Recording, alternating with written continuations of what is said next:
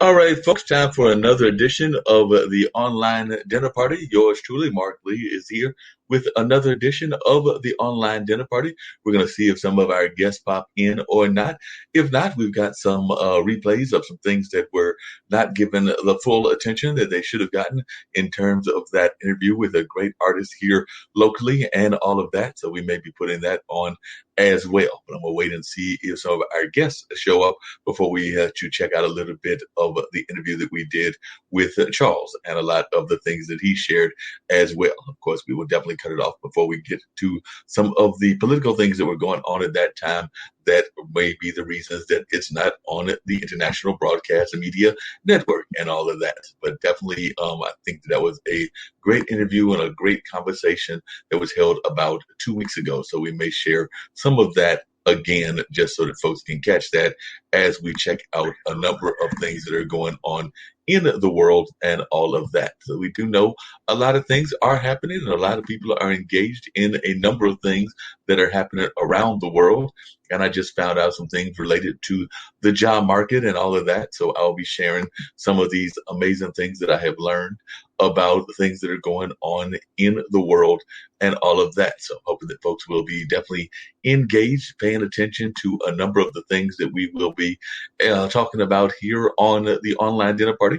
We do, of course, have our mystery guests as always, so I'll be revealing those later on in this afternoon. The mystery guests are always fascinating, and a lot of times folks are able to guess who they are, but not all the time, because sometimes folks are trying to guess and they just don't have the same kind of luck that I thought they would have. But we'll see if y'all are able to figure out these mystery guests or not. And so, like I said, there are a number of mystery guests out there, and we're going to see if y'all are able to figure out who these folks are in the mystery guest category. So, like I said, I think that y'all will enjoy a number of these folks, and we'll see if you're able to figure out who these folks may be or may not be as all that. So definitely a lot of things are happening in the world. I know that it was a little nippy here today. It was definitely a little bit on the chilly side. I think it's around 50 now, but this morning it might have been pushing around the 20s or something like that. I know I had to get bundled up with my jacket and sweater and definitely try to stay warm as I was trying to just survive the weather that was going on. So definitely had that going on and a number of other things going on in the world as well. Of course, I was watching my alma mater, Marquette, try to give me a little bit of heart palpitations and all of that because they had a handy lead and tried to let the lead slip away and let Butler, who's not playing good at all this year, but then again, we aren't doing all that great either. I think that we're about 500 ball and under 500 in the league that we are in, the very tough Big East Conference. But I definitely did not want us to be giving away the house to Butler and giving away the game to Butler. And we did manage to pull off that win and even our series to, I believe it's 9-9, because we were 8-9. So we need to get some impressive wins against some good opponents and things along that line in order to do better than we are doing currently. So definitely I'll be paying attention to our team and seeing how that goes and whether we can get some victories or not. I know we need some victories very badly, and we need them in against some top-ranked opponents in order to even make a stand in order to try to get an NCAA bid.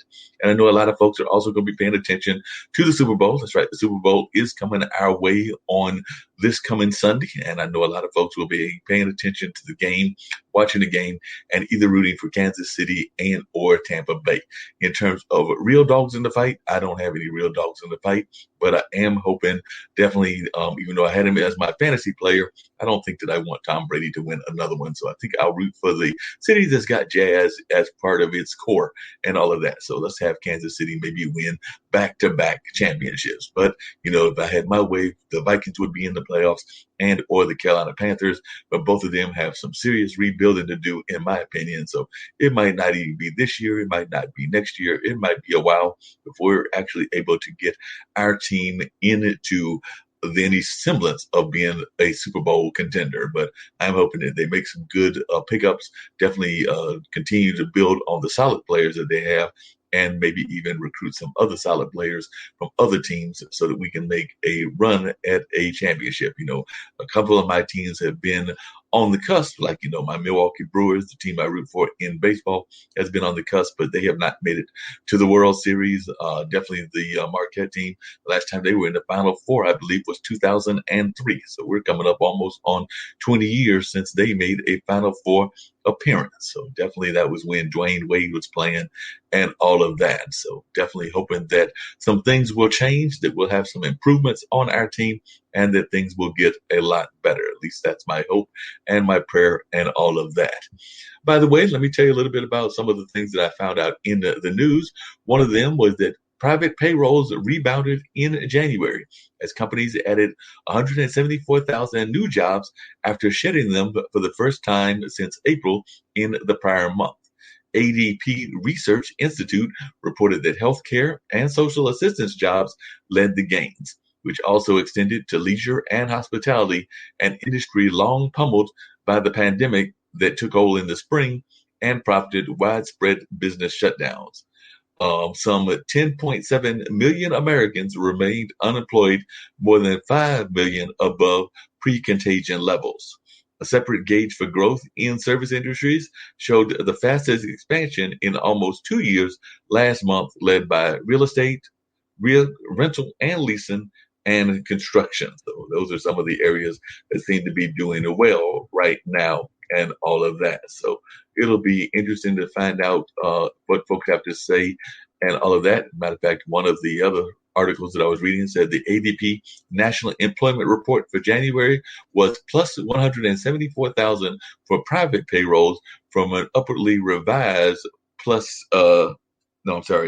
minus 78,000, previously minus 123,000. The increase was well above the median market expectation and could lead to some upward revision in estimates for the BLS data on private payrolls. However, given the size and frequency of big misses between the two in recent months, some such changes will be cautious. That's what an independent analyst was saying. They were also saying that payrolls were plus 19,000 for goods producers in January. This was mainly due to the robust housing market and demand for construction workers at plus 18,000. Manufacturers were barely higher at plus 1,000, and natural resources were unchanged. Service provider payrolls were plus 156,000 in January. The hard-hit leisure and hospitality industry was plus 35,000, which perhaps reflected colder weather and demand for winter outdoor activities. Healthcare was plus 48,000 and could be due to ramping up efforts to distribute and administer the COVID-19 vaccine. Professional and business services were plus 40,000 and could also include services associated with active home sales. That's right, services associated with active home sales may be the reasoning for those kind of upticks and all of that. So that's just some of the things that are going on. And of course, we'll tell you about other things happening in the world as well. Always glad to see folks checking out what we've got going on. And I see that we've got at least somebody watching right now. So hopefully they'll stay engaged and maybe even enjoy in the conversation and see how that is all going in that regard. So definitely a lot of things are happening that we are going to be paying attention to and all of that. Some people are also trying to figure out who Andy Jassy is, but apparently he is the heir to Jeff Bezos. That's right. It's been less than 24 hours, actually a little bit more than 24 hours since Jeff Bezos announced his departure as the CEO of Amazon, and many unfamiliar with his successors want to know more. Andy Jassy, the head of Amazon Web Services and a longstanding member of the S-Team, a group of Amazon's top executives, will step into Bezos' shoes in the third quarter. Jassy has led AWS since before its launch in 2006, and he has been widely heralded for transforming Amazon into a leader in the cloud infrastructure market. Jassy being tapped as Bezos' heir highlights how important the cloud is becoming to our economy. So definitely the cloud, that thing that keeps a lot of our computer information out there, is something that is very important to a lot of folks' businesses and all of that. So definitely interesting to hear a lot of folks paying attention to the new head of Amazon and what he's got to say about his leadership style and all of that. So, matter of fact, one article that I was reading was saying, say goodbye to the boom and laugh and the space colonizing ambition of Amazon's founding CEO, Jeff Bezos, now that longtime top lieutenant Andy Jassy will be taking over as top executive. Things at the Seattle techno retail giant may seem a little quieter at first, but don't let Jazzy's outward calm fool you, even if his hobbies and his clothing taste aren't as attention grabbing as his predecessor. And this particular article was saying that they think that his business horizons stretch at least as far as Bezos, maybe even further. And I don't know that you can go further than trying to go out into space, because I know that definitely there were some folks that were trying to get out into space in terms of some of the earlier folks and all of that.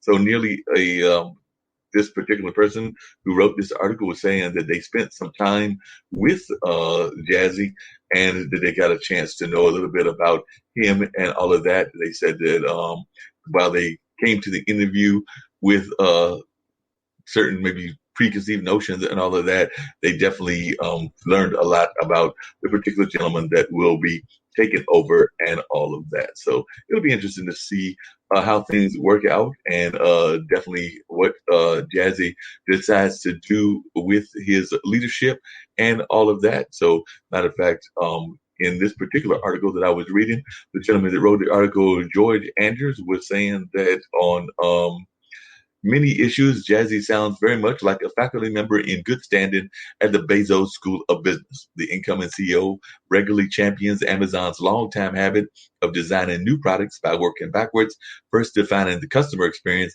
and then figuring out how to build it. Like Bezos, Jazzy believes that the best products sell themselves through great word of mouth and both like fragility. In everyday banner, though, the two are worlds apart. Bezos can be sizzling with his wordplay, offering wisdom, wit, and snark in bountiful helpings. Jazzy steps more cautiously or carefully. He remembers the little goofs that somehow create team culture, such as the ill-fated attempt to launch AWS Simple Storage System 3S with 4 S's. It sounded chunky, but if there's a snappy joke to be made there, he isn't looking at it. Even on core business practices, he's his own man. In a speed-obsessed company, Jazzy says that in the early days, he never sets an explicit deadline for when AWS needed to be launched. It took about 3 years from idea to debut. He didn't even make a revenue projection at first. The reason is there are a lot of bumps that you have to work out. Explicit projections turn out to be wrong, and they become more of a burden than a help. And the article goes on to say that given Jazzy's 18-year immersion in AWS, some people may wonder if he can recalibrate himself to the widely varying norms of Amazon's many other businesses, which range from Hollywood production to retail delivery. His Harvard MBA might help. His biggest asset is the diversity of his 1997 to 2003 experience at Amazon pre-AWS. These include running Amazon's music stores and serving as Jeff Bezos' technical assistant.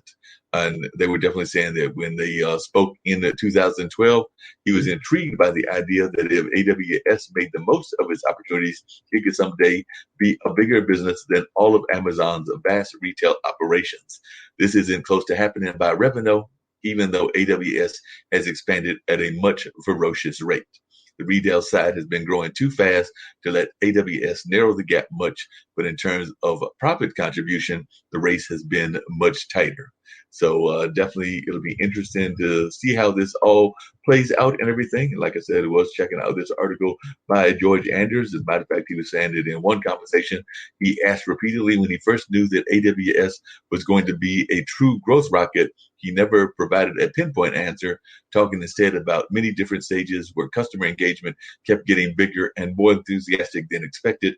At least one of those junctures, Jazzy recalled, we started saying to ourselves, this actually looks like something interesting.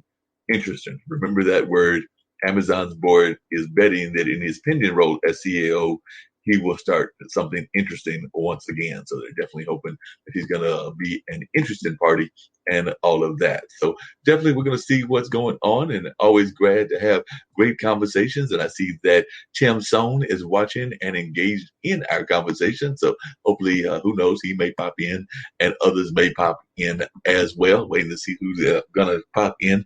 I know that I had asked Linda and a couple of others to pop in, but we do have some of the excerpts of our interview that we did with the artists some time back. So we may be bringing them into the fold as well, and definitely sharing some of that wisdom also, and definitely sharing a number of other things that are going on. If y'all are watching, you got a idea or a pick for who you would like in your Super Bowl, all of that, because I know some folks may be planning to have turkey and or chicken wings or something else as part of what they'll have on their plates and all of that. So if you are interested at all, then definitely you can tell me online and let me know if you are got any things that are going on in your Super Bowl parties, because I know some folks that are definitely planning some Super Bowl parties, and I was actually asked to even come on and possibly do one that is a Zoom oriented one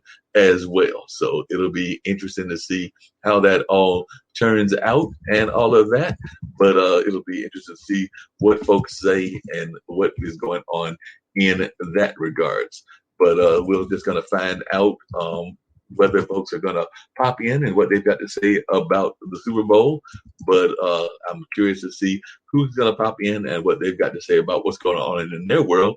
I know that some folks are actually in snowed in environments. So we're going to see whether they are doing some stuff as well that you might want to tell us about, because we didn't have any snow. It's actually just, well, like I said earlier, a little bit nippy, but no snow and all of that.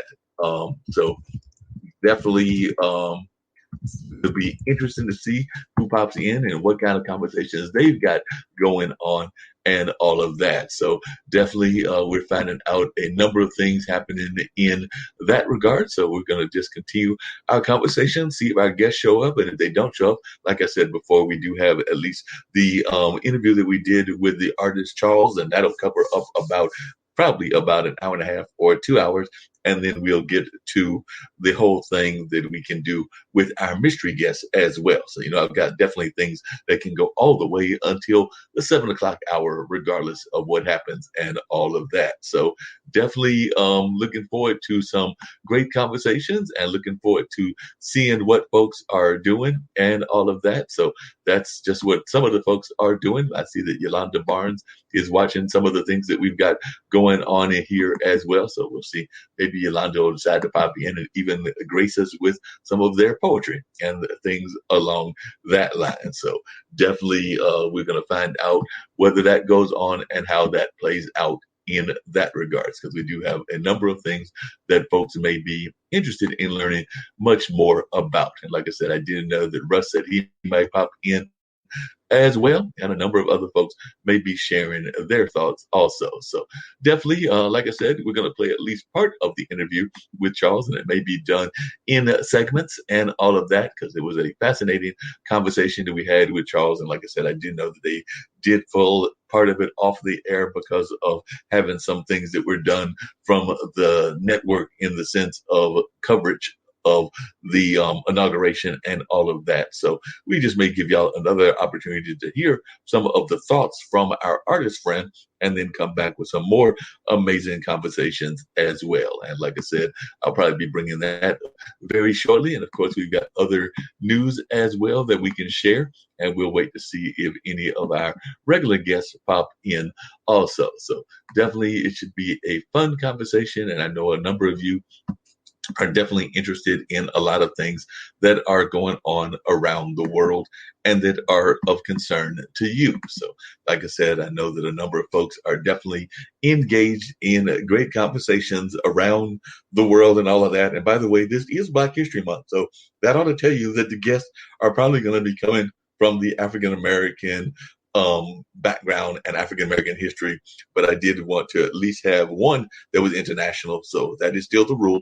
Have 2 to 3 mystery guests, and one will be international, and one will be probably from the United States. And in this case, we're going to give you 3. one from the world of sports, one from the world of justice and education. I would put him in both of those categories, and one from the world of history. So definitely this is a historical figure. And I will tell you that the international one is the historical figure. So the international one is the historical figure. So just keep that in mind and all of that. So we will be revealing our international mystery guests as well as some of the national mystery guests as well. So definitely be interested to see how this all plays out.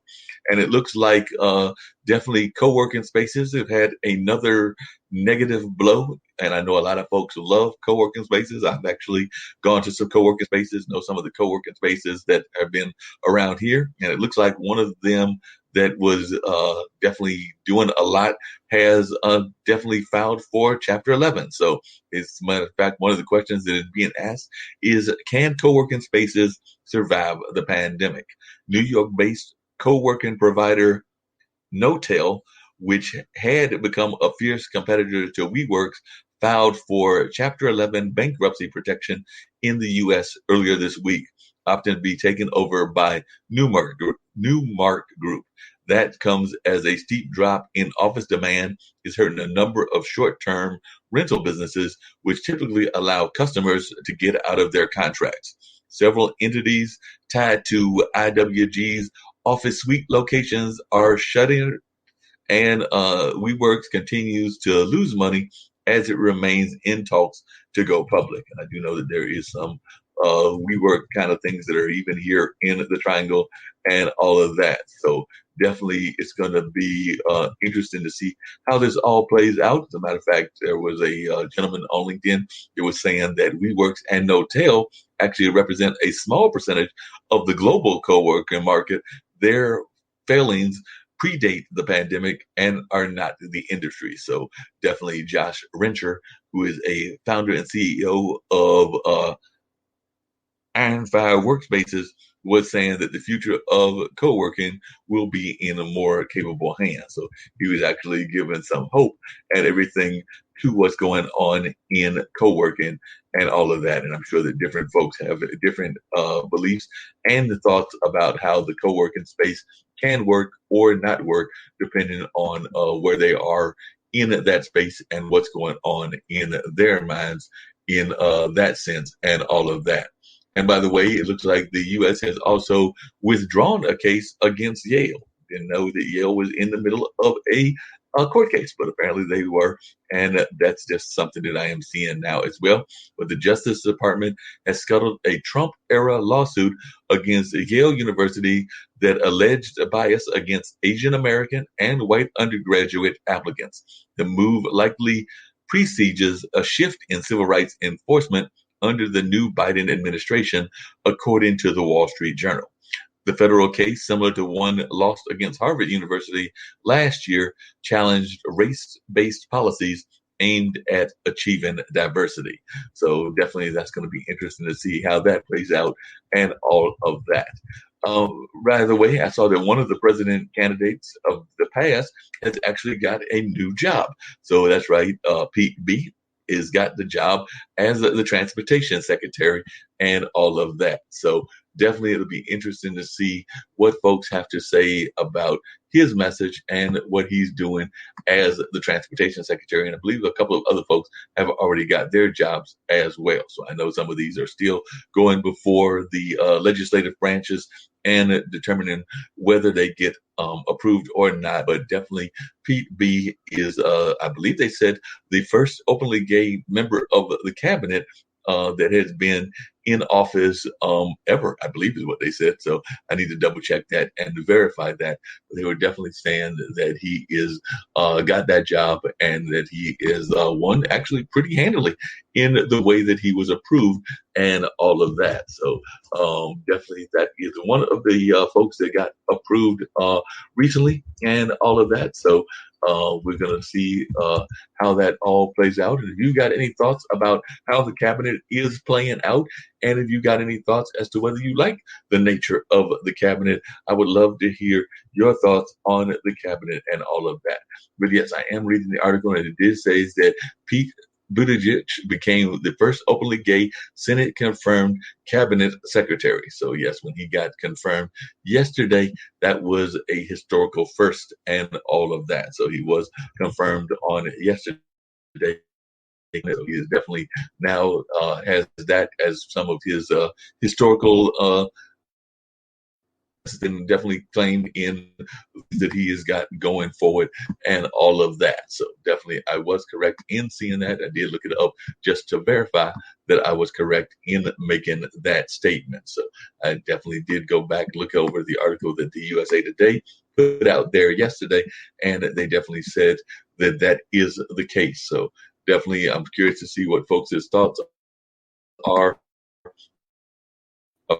about there now, and they are hearing about, or whether they would like to see some other types of picks out there also. So definitely would love to hear from our fans of the online dinner party as to what they would like to see happening in the future and all of that, and if they are happy with the nature of the picks in the cabinet, as well as just the nature of the first several days of the Biden administration. We know that they are definitely doing a number of things in the Biden administration, but I would love to hear your thoughts as to how you feel the administration is doing and whether you approve of the nature of the administration or whether there are other things that you would like to see done differently. And what are some of the issues that you would like to have tackled by this administration? So that's just some of the things that I'm curious to hear about as folks think about a number of things going on in the world and their thoughts about them. But definitely they did say that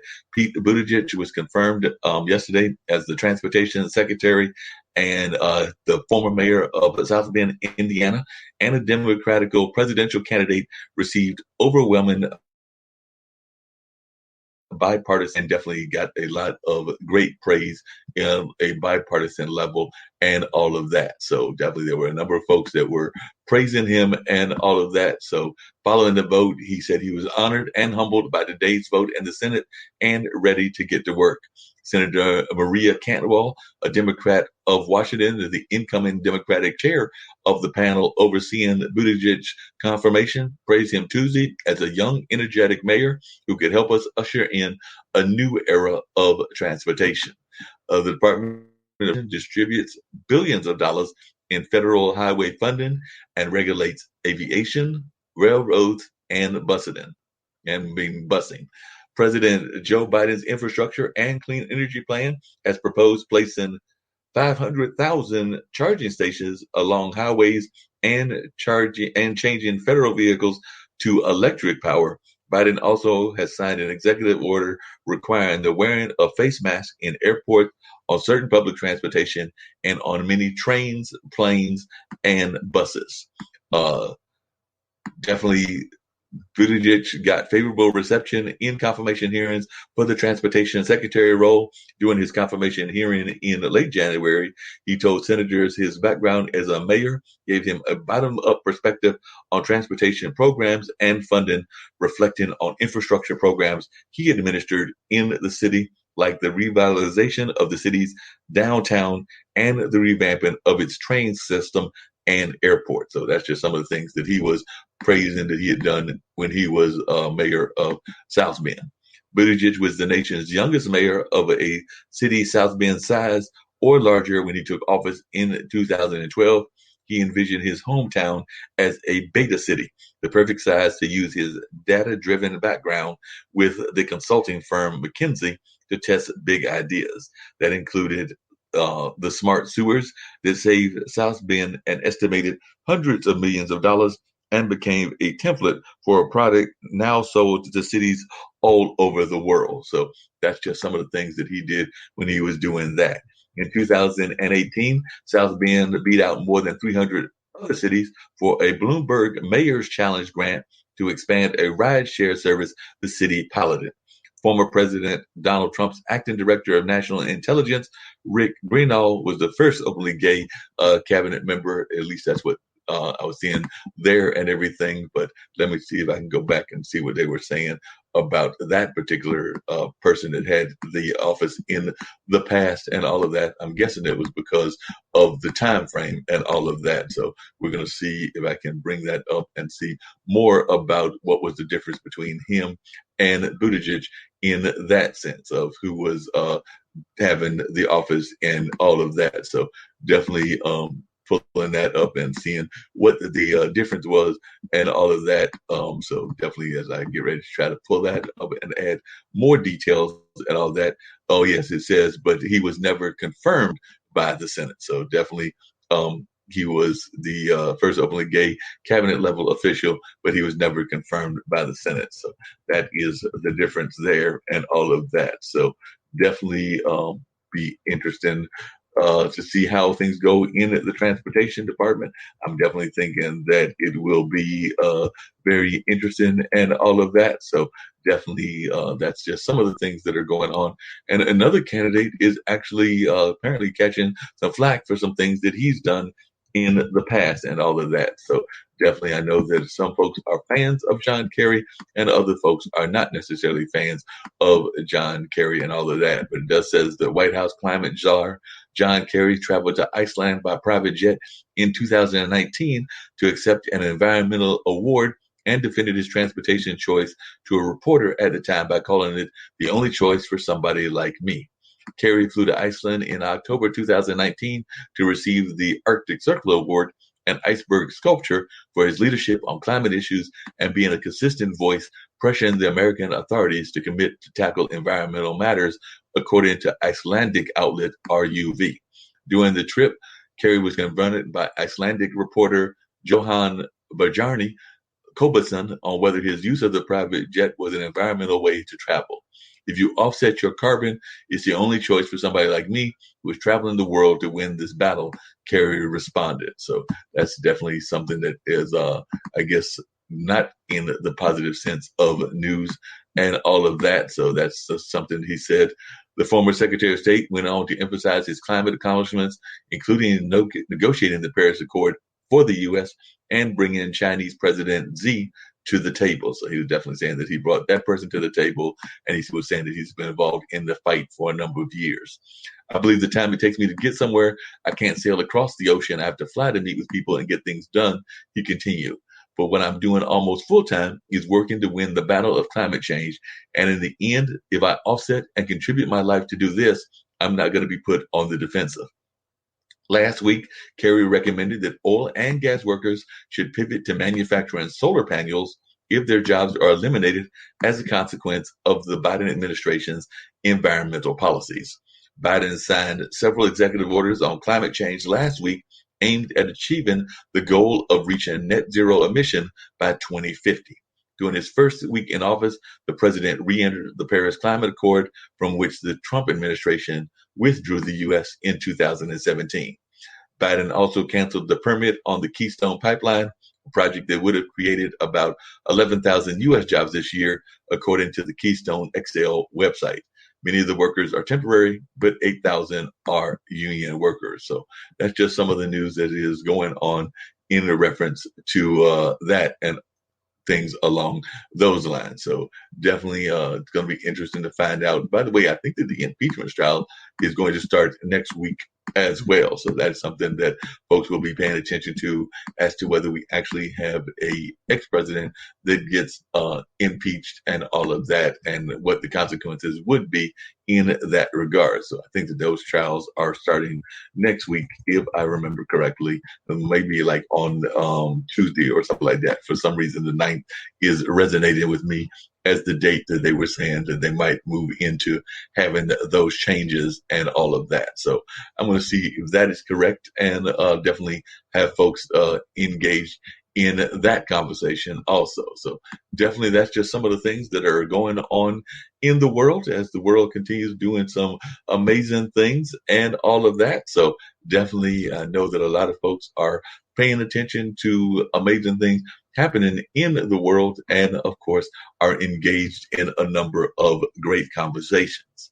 So like I said, I'm getting ready to pull up what I said I was going to pull up earlier, which is that show that we did with Charles about his artwork and all of that. But then I will be back probably in about an hour or so talking about a number of other things that are going on and all of that in terms of both sports as well as bringing up our mystery guests, because we do have some mystery guests as well. So looking forward to y'all checking out our amazing mystery guests, and I think that y'all will enjoy the mystery guests when I bring them up and all of that. But I did want y'all to catch an interview that was a truly amazing interview, but unfortunately we were not able to keep it on. But I'm going to let y'all check out the interview, and then once the interview is done, then we will come back with some more conversations with other guests and things along that line. So I'm going to take a breather and let y'all catch at least a little bit of the interview that we did with artist Charles. And definitely, I think that y'all will be very much engaged in this conversation. So get ready to bring that up. And of course, we'll see some other things going on as well. And we'll see if Tim pops in, if Russ pops in, or if some of our other guests decide to pop in as well. So definitely that's what we're going to do, is we're going to bring up our conversation that we had earlier with an amazing artist from right here in this area. So this was about 2 weeks ago, but I know some of you did not catch that interview.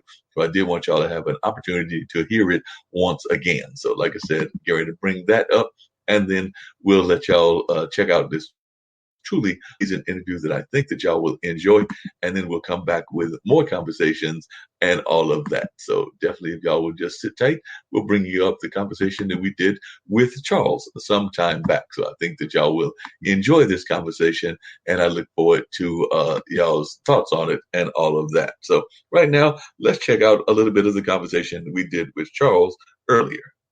Being a artist himself, and definitely having others in the family that are also involved in the creative community, whether that's my mom and dad when they were working in radio, or whether that's a number of friends that are artists and a number of friends that are musicians as well. So always have a very special part in my heart for the artist community and all of that. And definitely working over at the Hayti Heritage Center, I've seen a lot of great artists like Willie Bigelow and a number of others as well. So going to bring Calvin in. We'll have a conversation about his artwork, how he got involved in art and all of that. So definitely looking forward to this great conversation and everything. So Calvin, glad that you were able to join us here on the online dinner party on the International Broadcast Media. And folks can learn more about your artwork. And I might even be able to pull up some of the artwork at some point and share it with them and all. But definitely, I know that you are a artist, and a lot of folks are very much into the art community here, but I don't even know how you got into the art world. So were you always the kid that was drawing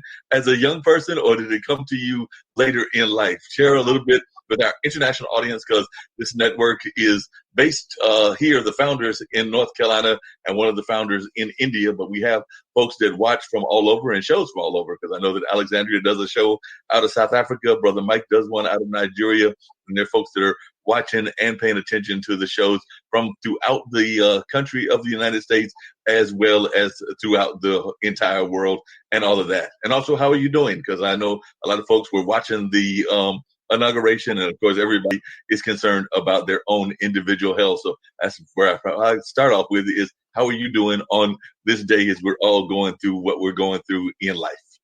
Hi, Mark. I'm doing all right. I've been hanging in there. This COVID stuff has been crazy, but I'm looking forward to 2021 and seeing how this year goes.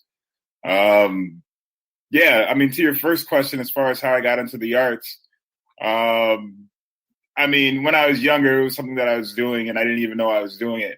My dad was a photographer, and we used to go through his boxes as kids, and we used to just look at all his prints. And my mom was a drama person, and when we were younger, she always used to just encourage us to draw and make clay things and play around. She also would buy me sketchbooks, and I would just fill them up and fill them up and fill them up. But I actually would never complete them. My main thing was basketball. Growing up Black in America, you know, basketball and sports, it tends to be a big focus. But when I blew out my knee, I realized I was making art all day anyway. And I realized I might as well just keep making art and put a lot of my focus on only making art. And so I've taken some of that passion from basketball and I put it all on art making, and now my focus is all art, 100%. Gotcha. And who would you say are some of the folks that influence you? It sounds like definitely your dad influenced you, and it sounds also like your parents influenced you. But who are some of the artists, whether they're here in North Carolina, or whether they're from around the country or around the world, that you would say are the artists that really influenced you and your own art style? Yeah, I mean, I'm inspired by a lot of people. I'm inspired by inventors. I'm inspired by artists. I'm inspired by people like Tesla and Edison. I'm inspired by Benjamin Franklin. You know, I'm inspired by people who don't even make art, people who just do interesting things. But I mean, as far as the artists go, I mean, I'm inspired by everybody from O'Keeffe to Duchamp to Mark Bradford today, and people like Banksy and people like Donald Judd. And all these artists, they do very different work. But for me, I learn a little bit from all of them, and I bring it into my artwork, and it creates kind of a unique hybridization, and that's kind of how I create my voice. It's just one mentor. His name is Marc Brown, who's a painter in North Carolina. One thing that he would say is take what you want and leave the rest. And I've always kind of had that approach whenever I look at artists or historical figures. It's always like, okay, well, I like how they did this, and I don't know about some of this other stuff over here, but let me just take a little bit of this and add this and combine this and come up with my own thing.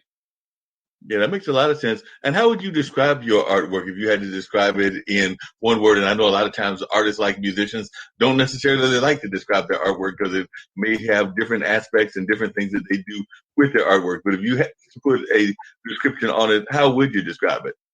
I would say it's assemblage. I've always, ever since a young kid, it would always be like, okay, I always have enough to create. It doesn't matter if I have nothing but a cardboard box. With that, I can paint the inside, paint the outside, kick it, break it down, tear it apart, put it back together. And that's always kind of been my ethic, so I always have enough to create. And from that, assemblage, it's working with found materials, be they sampling audio, sampling video, or sampling trash, picking up trash and turning that into art. There's something I like about taking something that people would not traditionally consider to be art and to turn it into art, or it's something that people wouldn't traditionally consider to be beautiful and to turn it into beautiful. I feel like for me, as a force of nature, nature will go into the forest, a tree will fall over, and then eventually it'll decay, and then from that decaying, new life will spring forth. So for me, it's working with these old found objects or found materials, whatever they are, and then turning that into something that might be beautiful for a little bit or might be interesting. I don't even know what beauty is, but it might just making interesting things. I find that or interesting experiences, I should say. I find that to be what I really enjoy about making art. Yeah, that makes a lot of sense. And I know that a lot of times we've been seeing artists be kind of the force of conversation around a number of issues and all of that. And I know that one of your pieces actually even kind of like highlights the works of Baldwin and numbers of other folks, and that being the Black consciousness piece and everything. So I was wondering if you could share a little bit about how you feel art plays an important role of some of our social discussions, because I do feel that art does play an important role, but I don't want to put words into your mouth. I want to know what you think about the role of art in social change and justice. Oh, I mean, art and being an artist is I feel like being an artist is almost like being a medium. You walk through the world, you experience the world, and through your experiences, you then go out and create. And, that might take so many different forms. But for me, experiencing the world as a Black African American, I'm looking at, some of the things that are unjust in society. And it's very difficult for me not to, when I just create, and I'm saying process create, I'm saying, close off my thoughts and just let it out. It's difficult for me when I'm in that sort of space to not have what emerges to somehow reflect a social consciousness. And that might just be because, once again, as far as who inspires me, I mean, Baldwin, Malcolm X, Martin Luther King, all these, those are the first books I started reading. That's what got me into reading was reading about the revolutionaries. And for that reason, I guess, when I made Black consciousness, I was thinking about, as a Black male, who are the figures that I look up to, be they, Malcolm X or Baldwin, or be they Michael Jordan or Michael Jackson even, and how these figures affected my identity. And then how can I then project them in a room and put cardboard all up, representing protest signs, and allow people then to walk into this space and then write how these people have affected their consciousness of what it means to be a Black male today, or their consciousness of the Black male experience. And for many, they might see us as, the Tupac thug life, which had its own social force, which was positive, but also intimidating, and also, powerful, but also scary. So there's, all this other stuff going on with that. But all of it, and then you got Barack Obama and how he kind of flipped the script, and now everybody's got their pants hanging up a little bit tighter to their waist, and everybody's, sharpening up a little bit, and there's nothing wrong with that either. I mean, it's all good. It's all progress, I'd say. Definitely. I agree with you that that's a lot of progress and everything. I definitely agree with the way that you're articulating that and everything. What was kind of your impression now that we've got the first minority woman sitting there in the White House having that inauguration earlier today and everything? But I was just wondering some of your thoughts of having Kamala in office now as the first minority person representing us, but also representing the Indian community and a number of other communities as well. But as an African-American man, what was your thoughts as you watched that, or did you watch that earlier today? Oh, yeah, I was watching it all day. I mean, honestly, I'm really happy to see that Biden as a president is very, very smart. I mean, the fact that he brought Kamala along, and she represents not only the African-American community, but the South Asian community and women, and is the vice president. And I mean, to me, I'm just so happy with this ticket. I mean, it represents the diversity of this country that hopefully when the rest of the world looks at us, they see as being, this is America. America is not just about being white. It's not just about being Black. It's about having a place where everybody can be here and have their own cultures expressed and represented, and go on and impact and help out the rest of the world, if necessary. If not necessary, I mean, that's cool too.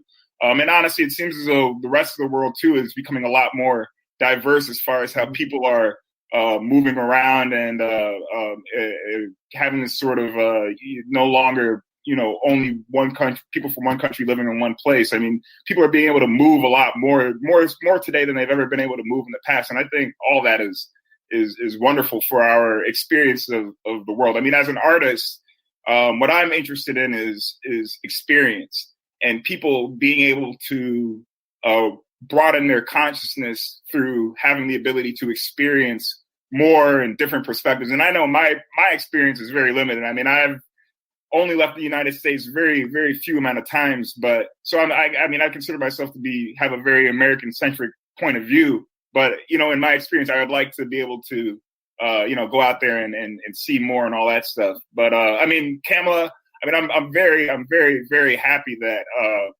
Biden made this choice to have her along. And I think that what she brings, even by having the Howard marching band play along, for the inauguration, that's what it's about, because we can't just have the traditional trumpets. We need to have some beat, we need to have a beat going on, man. And that's what America is today. And that's what America will be moving forward to the future. And that's what I think the rest of the world likes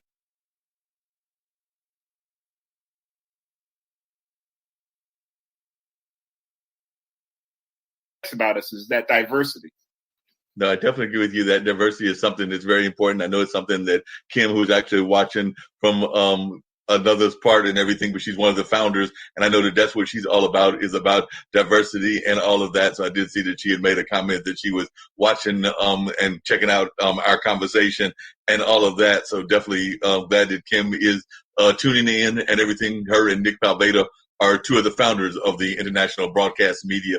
But one of the things I know that she talks about a lot of times, and Nick does, is the fact that they feel that sometimes they 18th in terms of the way we do education in the 21st century.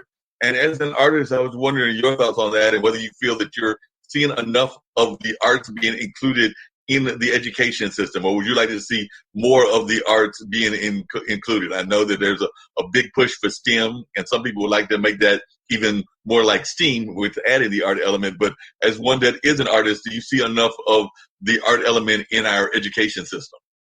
Honestly, I mean, as far as education goes, I left college early, and a lot of my education has been through reading on the internet and looking at YouTube, researching. Before I got on here, this the lecture on YouTube, and I think that at first there were only a select few people that could read, and those people had all the knowledge, and then after that, knowledge is only beginning to become more available to more people. So I think as education develops, I think it's all about figuring out how we can bring more knowledge to more people. And what's difficult about the internet these days is that there's a lot of fake and falsehoods going on. And so I think that can be a problem when people are trying to self-educate themselves. But at the same time, I think that there's a lot to be said for what is offered if you go to the right sources. And so, I mean, they have this thing called edX, which it offers free online college courses to anybody who wants to take them. I took a business course and I learned a lot about marketing, and that's been really powerful for the work that I'm doing with art. But as far as STEM and STEAM and having the arts incorporated into the overall educational focus, I mean, I think the arts is kind of like a monkey wrench. I think the arts is kind of like a joke. I think the arts kind of like challenges every single thing that we could possibly think is correct. The arts will take, as soon as you think you figured out the arts will flip it over and put it on its head. And I think that's really important. Really important for our creative thinking. That's really important for our ability to come up with new ideas and hopefully make a more equitable world for everybody. Because no matter what you may think, there's always going to be somebody out there with an opposite perspective, thinking something completely different. And the arts provides a great medium for people to express this and get this out and learn how to articulate it. Right. And I mean, that's important. And one of the things you talked about is being kind of self-taught in a lot of ways and things of that nature. And I was just wondering, a lot of times, whether you're talking about visual artists or performing artists or even dramatic artists, a lot of times a lot of folks know the talent side of it, but don't necessarily know the business side of it. So could you talk a little bit about the importance of learning that side to you and how you went about learning that side? Because I do find that even some of the times older artists don't always do as much as they could do on the business side, and sometimes they even get trapped into doing those freebie kind of events and things of that nature. So I just wondered if you could share a little bit about your thoughts about the business aspect of art and the way you handle it. Oh, yeah. I mean, to me, I'm just trying to learn the business. I mean, for the first 10 years, it's been all focused on art.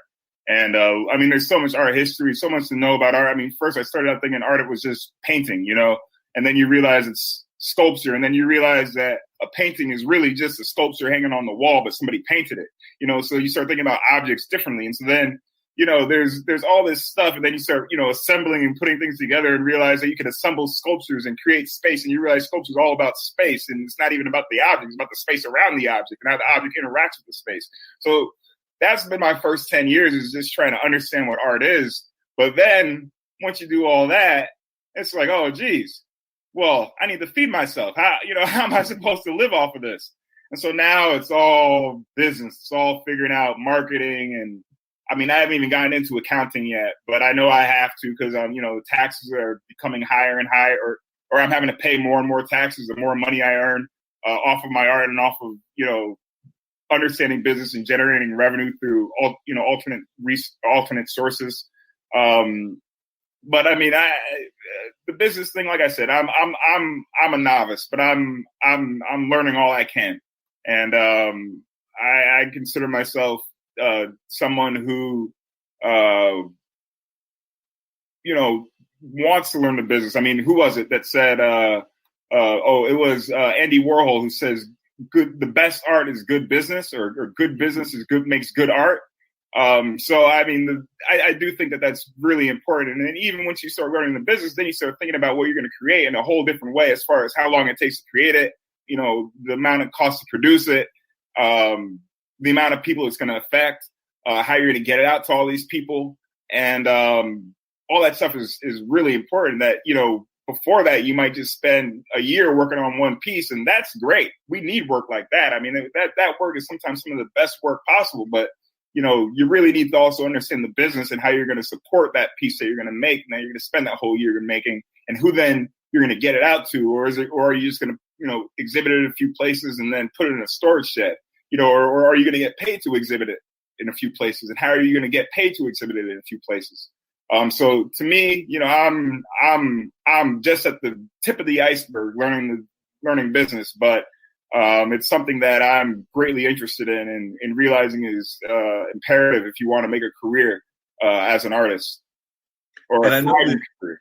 Yeah, and I know that even locally there have been some folks that have even left corporate world in order to go full time into their art, and there have even been like pushes to have art subsidies. I know that Monica Burns was very much involved in that before the pandemic kind of derailed a lot of people's efforts and things of that nature, and that Monet Noel Marshall has been involved in a number of things like the Art Ain't Innocent project and things of that nature. So as an artist, how important do you think it is to team up with other artists and also to try to get artists involved in some of these advocacy projects that have been coming up over the last several years? Like I said, I know that Monica was going in front of the city council trying to make sure that artists were getting some sort of revenue and that it wasn't just the artists being exploited, but they were actually getting some sort of support from the city of Durham. And I think that they were also trying to line up the similar kind of efforts in other parts of the triangle. And I know that there have been other efforts similar in other parts of the nation and the globe. But I was just wondering your thoughts about some of these advocacy efforts that have been going on the last several years. I mean, I think they're great. I think if you have the desire to create these sorts of things, then I think they're great. I think that it requires, for me personally, it requires so much time to learn and to create the art that, I mean, so my name's Calvin. I feel like my spirit animal is the tiger. And I feel like the tiger is kind of a lone ranger a lot of the times. So, I mean, I'm often trying to figure it out and do it alone. And I know that's, that can be problematic because, as humans, what makes us so powerful is our ability to work in groups. So for me, trying to balance when to go alone and when to participate in a larger group and what can I bring to a larger group? I mean, that's something that I'm often trying to navigate. But I mean, I think that if you are somebody who has a background in corporate America and has some information and knowledge to bring to the rest of the artists who are, people like me who started out in art first, I mean, then that's great because I'm always trying to learn from the people who study business first, because they've got the other half of it. It's not just art. It's business and art, and they go hand in hand. And the more the arts and the business can come together and learn from each other, I think the better we all end up benefiting. No, that makes a lot of sense. I know another thing that a lot of artists, including even artists that are in the same age range as my dad and everything, who's in his early 80s and everything, that they don't talk about is a lot of times artists are also sometimes being pushed to do those free works, to get those exhibits that might not get the necessary reward and things of that nature by the corporations, by a number of other folks as well. So when you're approached by folks that want you to do free work, how do you handle that, and how do you go about letting them know that you need to be gotten a reward as well as anybody else? I mean, they wouldn't want a doctor to do free work, so I don't know why they would want an artist to do free work. But as an artist and as a relatively new artist, how do you navigate that? It's tough to navigate. I tell you. I mean, to me, I look at the exhibition venue and I look at the, what does this place provide? Because sometimes it has such a great reputation that by exhibiting here, now you're available, you're open to getting a fellowship that pays you $8,000 or that pays you, $50,000. And so sometimes you have to work your way up. And with that means that you got to have your own revenue stream coming in. You got to know how to manage your own business, and you can't rely on the people who are providing a space to be the people who are going to make it for you. You got to then also realize, okay, well, how much am I going to bring into this? Do I already have work that I've already made that I can just hang on the wall, or am I going to create a new show for this? And that's not, sometimes that's good depending on the venue, but sometimes it's not. But in my experience, I'd say that I'm not necessarily against the free stuff, but it depends on what the opportunity is. If it's somebody who just wants you to hang art and they're not paying you, and it has no institutional sort of reputation, then it might not be the best opportunity. But if the institution has great reputation, you've seen amazing artists pass through there and go on to do amazing things, and sometimes that's just breaking the bones, and that's part of it. But then you got to figure out, okay, now if I show here, what doors are these going to open up for me, and where am I then going to hang this work so hopefully I could sell it, or how am I going to then move this work around so that I can start getting something in return for this work? Because I know so many artists that create all this work and all they do is put in a storage unit, and that's tough. But it's also regional. It's also, okay, well, in this region, maybe the thing is public art, or in this region, maybe the thing is, getting a fellowship or a grant, or in this region, okay, this is where certain galleries are. Once I've created this work, once I've created this collection of work at this exhibit, to have this exhibit, now I can take this exhibit that's gotten this press and I can take it to a gallery in Philadelphia, and they might be interested in exhibiting the work to sell it. And they might have a gallery that's interested in selling the work. So, you got to be able to serve your community, because that's really important. That opens up so many doors for you. But then once you serve your community, you also have to look at the broader community and think about, okay, how can I start moving this stuff around nationally? How can I start moving this stuff around internationally? And what opportunities have been opened up to me from this work that I have put in so far? Yeah. And how important do you think it is to be part of like art collectives? I know that HI has like that Black Art Collective that does shows regularly before the pandemic and everything, but definitely they were having a number of artists that Willie Bigelow was kind of curating the artists, whoever they might be. But how important do you think it is to be part of like greater collectives of artists that are showing together? I've heard that collectives really will open up doors for people, and I've heard that, often it's who you know. It's not even what you know. It's not even what you've done sometimes. Sometimes it's just who you know, and because they have an opportunity now, because you might do similar stuff, now they're, telling the curator, and the curator's now looking at your stuff too, and it's like, okay, this is another artist that I'm interested in. Personally, well, like I said, I'm more of a tiger, right. So, I mean, I'm out there, doing street art. I'm out there, documenting my stuff, promoting my stuff, and applying the stuff, and doing my thing like that. I mean, I was a part of a co-op at one point, and I mean, that was good. I mean, I learned a lot. I learned a lot about selling art, and I think that was a great experience for me. And after having been a part of that co-op years later, I was able then to get a whole other group of artists together to go and show in that beautiful exhibition venue. And after that group of artists and me went and showed at another exhibition venue. And and now, we're doing different things, but we still might, contact each other from time to time just to be like, hey, what's up? What's going on? What are you doing? Oh, what are you doing? And, who knows, there might be another exhibit, or there might be something that we might be able to collaborate on. So it's good to have relationships. They say never burn bridges, and I think that's really important. I think that collectives, if anything, helps you build relationships, and the more people that you're connected to, the more opportunities that you might have coming your way without you having to go out and reach for them. And I think that's one of the important values of the whole collective mindset. Yeah, that makes sense. What is your thoughts about festivals? Because I know a lot of times artists will think that the festivals might be another way to get out there, whether it's like whether it's Centerfest, whether it's Art Explosion, whether it's a number of other festivals that exist both here locally as well as nationally. But as an artist, what is your thoughts about using festivals as a tool to get your artwork out? I think it depends on what your focus is. I mean, I've seen it work for a lot of artists. I've seen like Darius Quarles show at Centerfest, and now he's painting murals all over town, and it's like through him constantly showing his work, people then reach out to him to go and paint a mural in downtown, and that was his first one. And now that he has his first one, now people are constantly contacting him to do more and more and more. So I mean, I think the more that you show your work, it probably helps you out in some way. But it's all about what you want. I haven't really done the festival thing because I'm not really the type who can go and set up a booth and try and sell my work or hustle my work that way. I'm more the type who is applying for fellowships and grants and, is looking for a gallery to sell my work for me.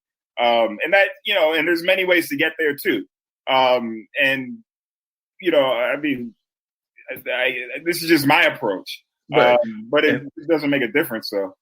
Yeah, everybody has their own different approaches. Like I said, I was just trying to get a feel for your approach and everything. I know another thing that artists and particularly art fans are oftentimes surprised by is sometimes when they look at the prices of artwork. And I do know that sometimes artists will intentionally set prices in such a way as in order to not necessarily that they have their certain pieces that are their favorite pieces that they may not necessarily want to sell. And I think that sometimes throws some of the fans off because they'll see an artwork that might be at a higher price than they were expecting. But that's kind of the impression that I get. But I was just wondering, as an artist, do you find that that's something you do or that other artists do, that you might have certain favorite pieces that you might not necessarily price at the more market value because for whatever reasons you might not want that piece to go into the individual's house, or you might want to save it for a later time or for a festival or for an exhibit or for a number of reasons?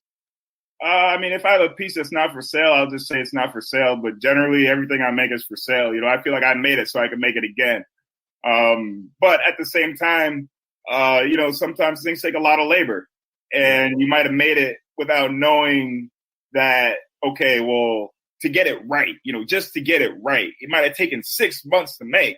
And somebody might look at it and they'll be like, they could never imagine that it took 6 months to make this, but it took 6 months to make. So what am I supposed to price that at? And that's tough, and it was actually Jim who told me, you gotta pay attention to what the market can bear.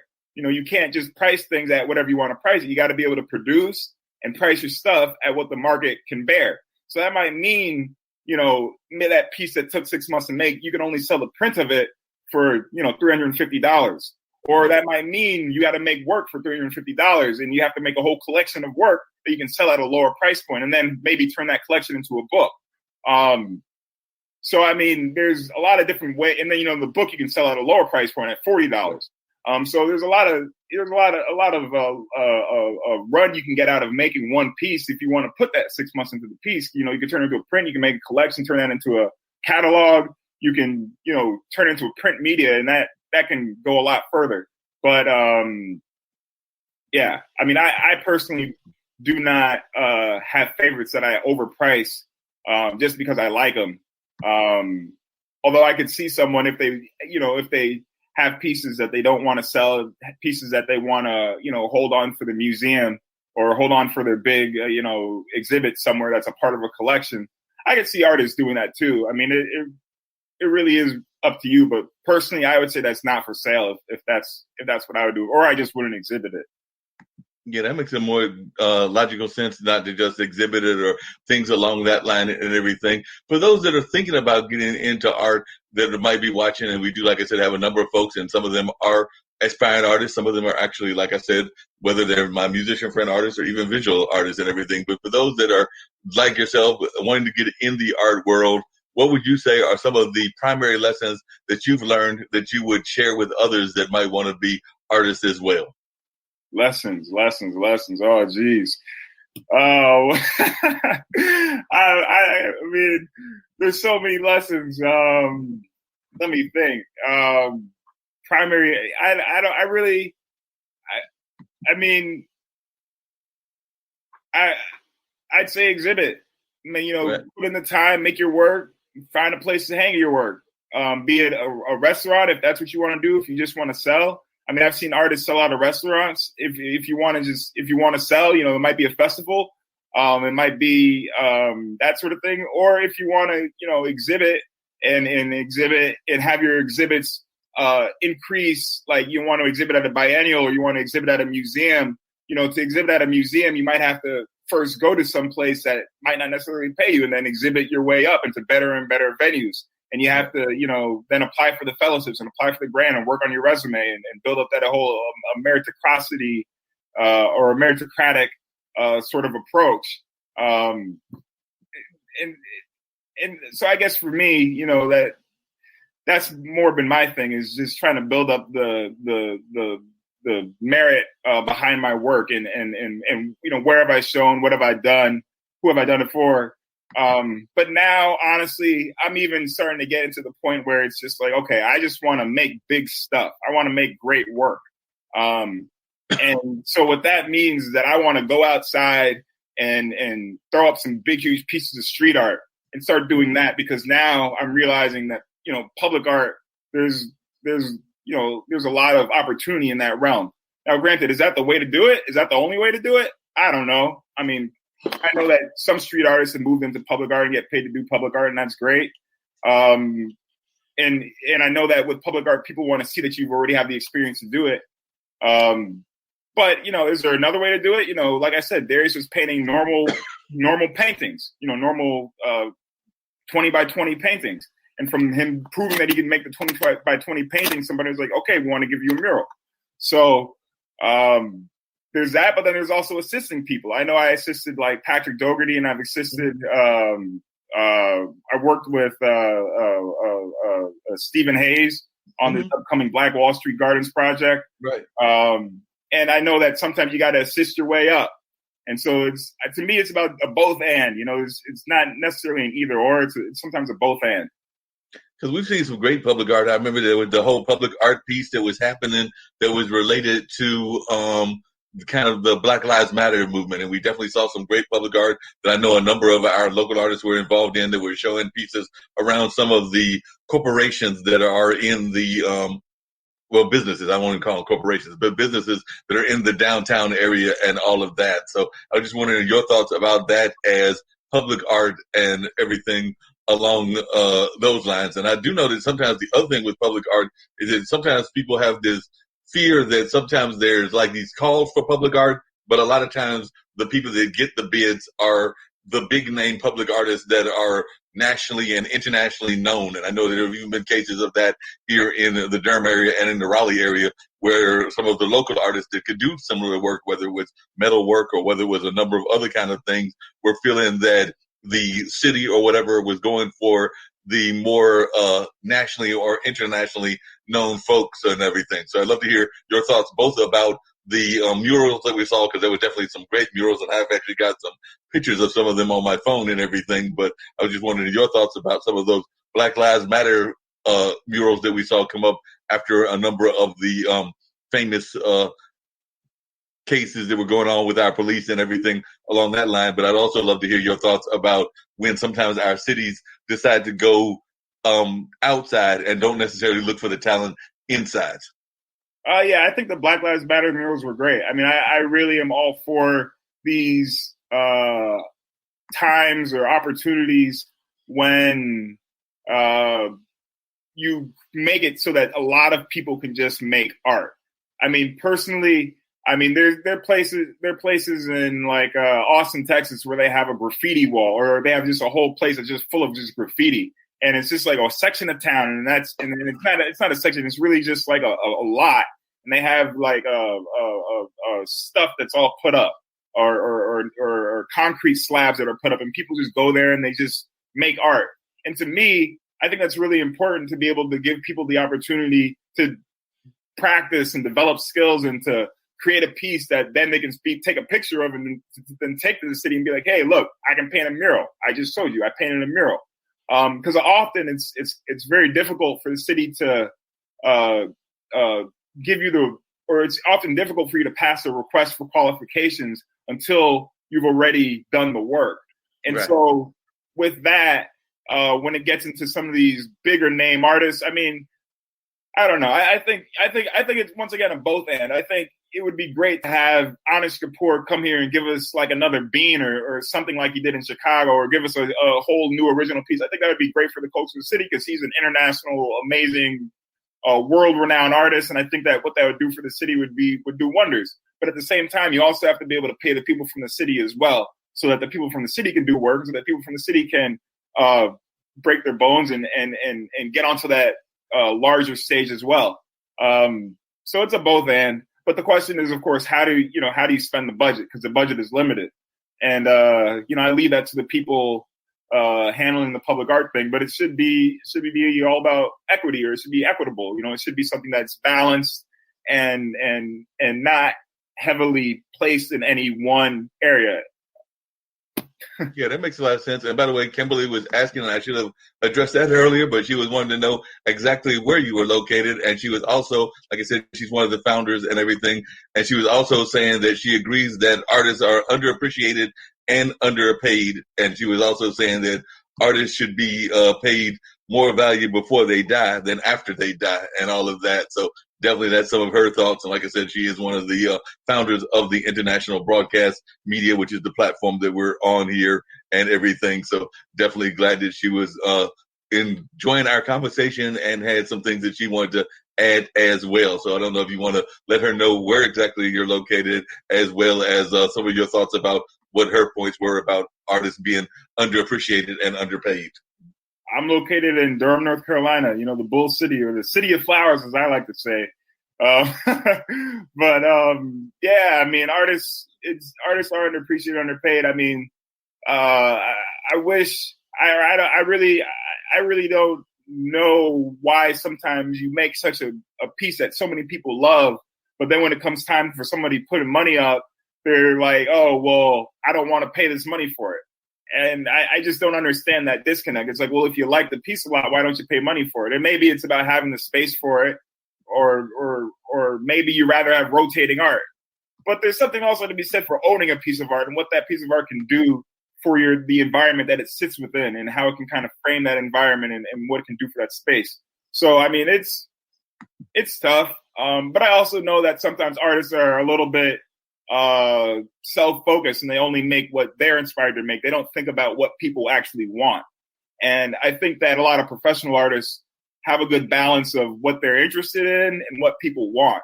And as an artist, I'm really trying to gain a better understanding of how to balance those two, because so often, I can sit down and make a piece that's really beautiful, but it's depressing.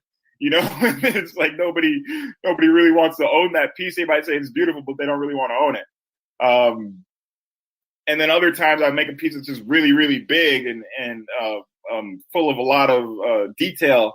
And it's like, okay, well, who wants to hang this? And then other times I make a drawing, and now people want to buy the drawing. It's like, okay, well, that's great, but it's only a drawing, So it's a strange thing to balance. But I do think that as you build up your reputation as an artist, there become more people that are interested in investing in your artwork. So that's really what I'm focused on. And speaking of investing and all of that, Kimberly was also saying that if they can help, and meaning the network and everything, let us know and all the thing, and that she would definitely like to help in any efforts. And I do know that they've been talking about doing shows that are specifically geared toward specific art forms. Like I know that there on one day there is a show that is focusing on the film industry, and that they do with Henry Morales. They've actually been talking about a couple of shows around the book audience and authors and things of that nature. So I'm sure that they would be open to having a show around art and visual arts and all of that. And she also was saying that Andy Warhol figured out how to market for money. And so she was definitely noticing that that's something that Andy did with kind of the way that he went after it with that whole kind of pop art kind of field and everything. But for those that are watching and are including Kimberly and others that might want to see a little bit of your artwork and everything. I was going to bring up that Black Conscience piece, but a couple of your other pieces as well. But we'll start off with Black Conscience, since that's got a little bit of audio to it and everything. So any thoughts that you want to share about Black Conscience, I would love to hear that. But I'm going to put this on and let folks check a little bit of Black Consciousness. Oh, you can just play the video if you'd like. I never thought of my life as being woven with despair until I learned via examinar that this is what you call that feeling I had leaning up against my gratitude.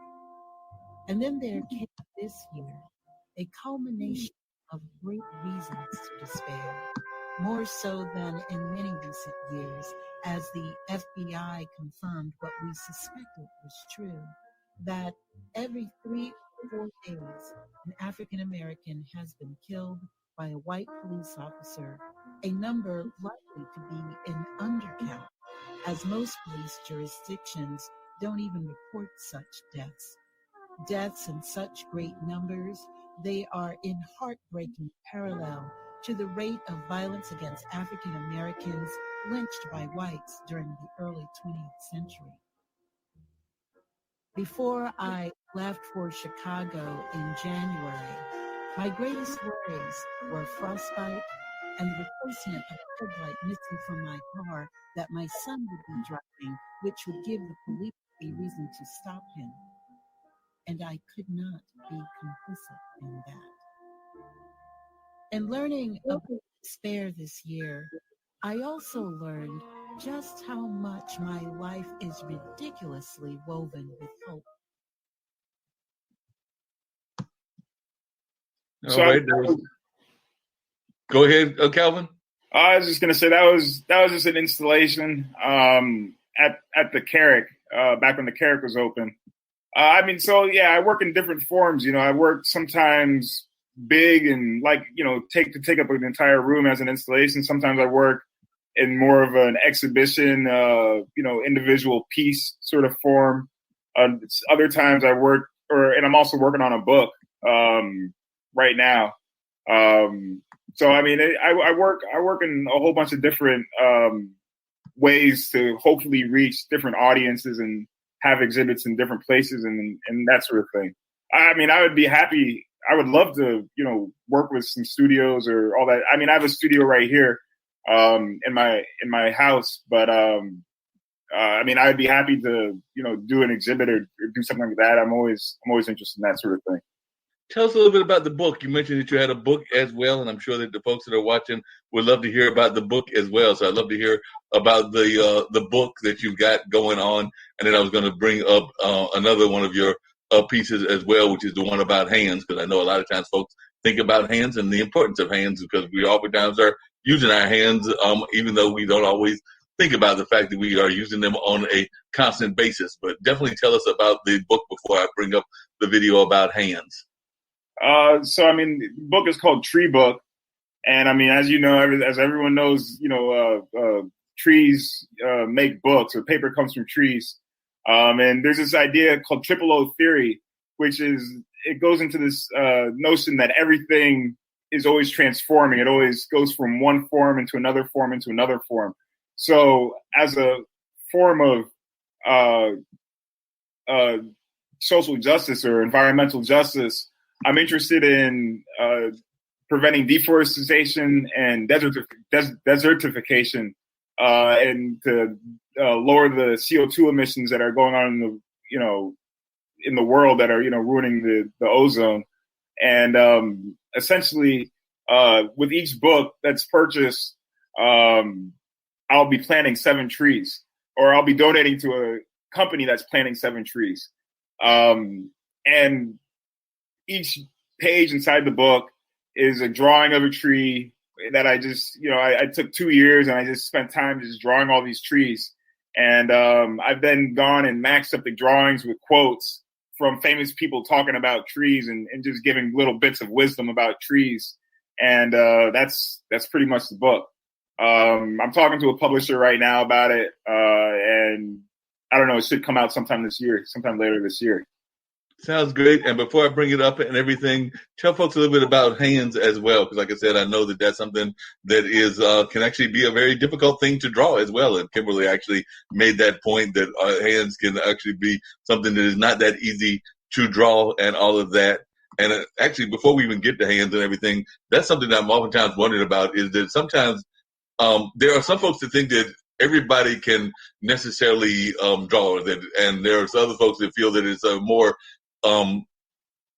defined talent, and then not everybody can draw. It's kind of like some people that think that everybody can sing, and I necessarily don't buy that because I know that I sing very flat. But definitely, when you see a lot of folks going to like the arts councils and the places around the world that are oftentimes doing kind of the potted drawings and kind of encouraging folks to draw on a regular basis. Is art something that you think that everybody can do on one level or another, or is it something that you think is a more defined talent that only a select few are able to truly have that true gift of artistic talent in terms of visual arts and drawing and all of that? I think making art is about whether or not you want to do it. I mean, I think if you want to do it, then you probably can do it. I think that there are different skills that you can learn to allow you to do certain things within making art. But generally, there's this guy named John Dubuff, who says when talking about beauty, he says, I don't know if beauty exists. I've never seen an ugly object. And he goes and he starts looking at a lot of the more tribal societies. And what he says is that within their art form, you know, people are just expressing and they're just making things. And there's just so much beauty in this. And so for me, I come at it more from this sort of expressionist point of view. And I'm interested in what I might use myself as a medium and as a process artist to create. Because I feel like given my culture, my heritage, I mean, that's just what I'm interested in. But granted, I mean, skills, you know, there's no skills that's, you know, saying this skill means that you are representing this culture. The skill is a skill. And if you want to learn how to do this, then you learn how to do it. And I think that, you know, a skill, I mean, you can read a book and learn a skill. You know, you could take a class and learn a skill. And there's nothing wrong with that. It's all about what you want to do. And I think anybody can learn how to learn a skill. But I think that not everybody wants to make art.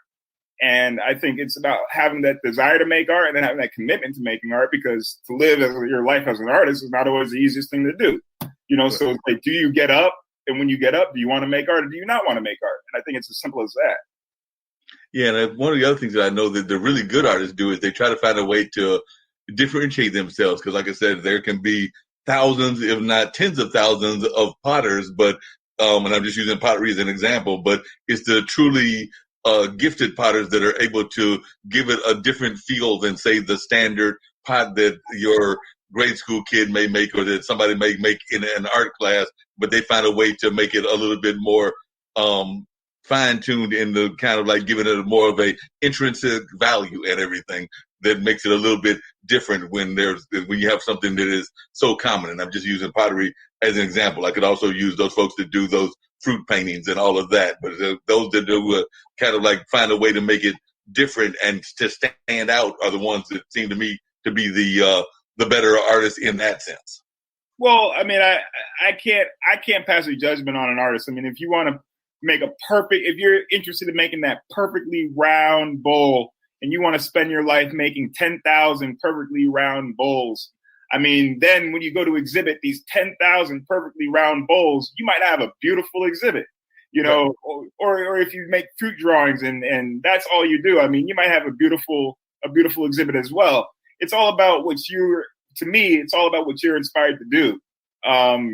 And, you know, if you're the type of person who didn't want to learn any skills and you just are just clumping clay around, as long as you do it enough, as long as you do it, you know, you got to do it. You got to commit to it. If you just make one, so what? You know, okay, I guess it's cool, but are we going to say it's genius? I mean, who knows?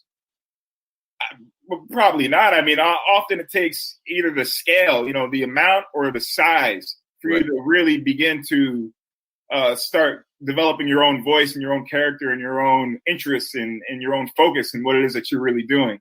But I mean, I think, like I said, to me, it's really more so about the willingness to make it, because I mean, there's so much art out there. that so much of it you'll look at it and be like, huh? This is art? This is nothing but a box. This is nothing but a steel box. You know, one of my favorite artists, Donald Judd, you know, he filled the room up with steel boxes. And he's talking about non-objective or non-subjective art.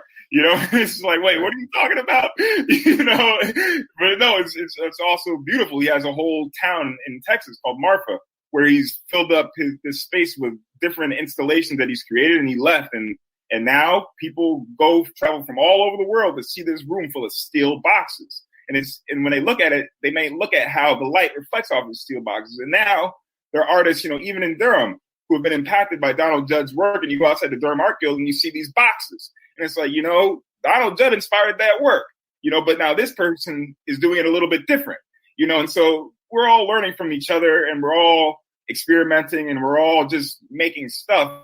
But I wouldn't say either that the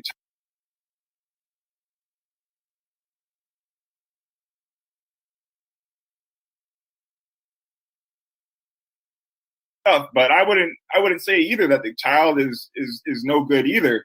But I would say that the child, you know, probably has a little bit more things that they have to make if you want me to take it seriously, because anybody can make anything, but it's really about committing yourself and really making. And then what makes art really great, what makes art really excellent?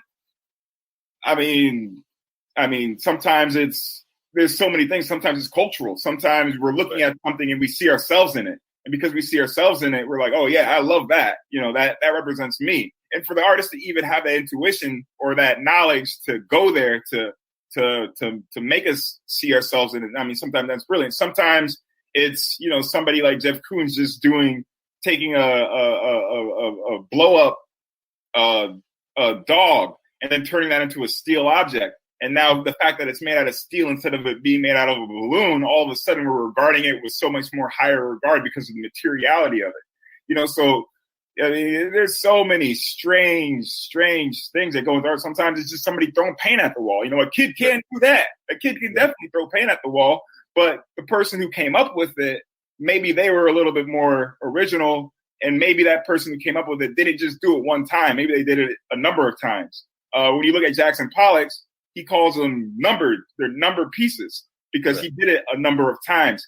And by him doing it over time and by doing it at such a great scale, when I saw Jackson Pollock, for me, I mean, my mind was blown because it took up the whole room and it made me feel something. Now, could anybody do it? Probably. And have people done it since? Yes. But the thing about it is that because Jackson Pollock did it first, everybody who does it since is just doing a Jackson Pollock. You know, so being able to come up with your own voice, being able to make your own art, and being able to understand what it means to make your art. I mean, that sometimes is the task of the more mature artist, to figure out what is my art, what interests me, what have my life experiences brought me here to create and now bring to the rest of the world to experience. And it just by bringing and creating experiences for people alone, you know, there's value to that. Oh, yeah, because one of the greatest artists, and actually Kimberly actually had alluded to him earlier and everything, and I actually have a great deal of admiration for what he did. But you're right, it was just a case of him finding common items and all of that. And some people might look at Andy Warhol's art and be like, it's a can of Campbell's soup. What's really artistic about that and everything? But the way that he got that message out, because he was creating, in my mind, a message about our society and using that object as a way to make that message as an artistic statement and all. But a lot of folks that are just looking at it, they might be like, it's just a can of Campbell's soup. But that's just one of his art pieces in that whole pop art field. But there were a number of other ones. I'm just using the Campbell's soup iconic piece as a primary example. But a lot of folks might be sitting there going like, I don't get it. It's just a can of soup that I probably got in my own cabinet and everything. But then that's the whole thing, is that he saw the can of soup and saw how that could be a populist object that he could then turn into a form of art. Because before he did it, it was just a can of soup. But after he did it, it was a work of art. You know, and that's I mean, to look at something and to turn it into a work of art, I mean, that's the role of the artist. Because before that, it was just a can of soup. You know, and that's, you know, and then what happens now when we see cans of soup? We always think of Andy Warhol. We always revere them in a little bit of a different way, and we can appreciate them in a little bit of a different way than we might not have before. And that's wonderful. I mean, that's brilliant. That's what it's all about.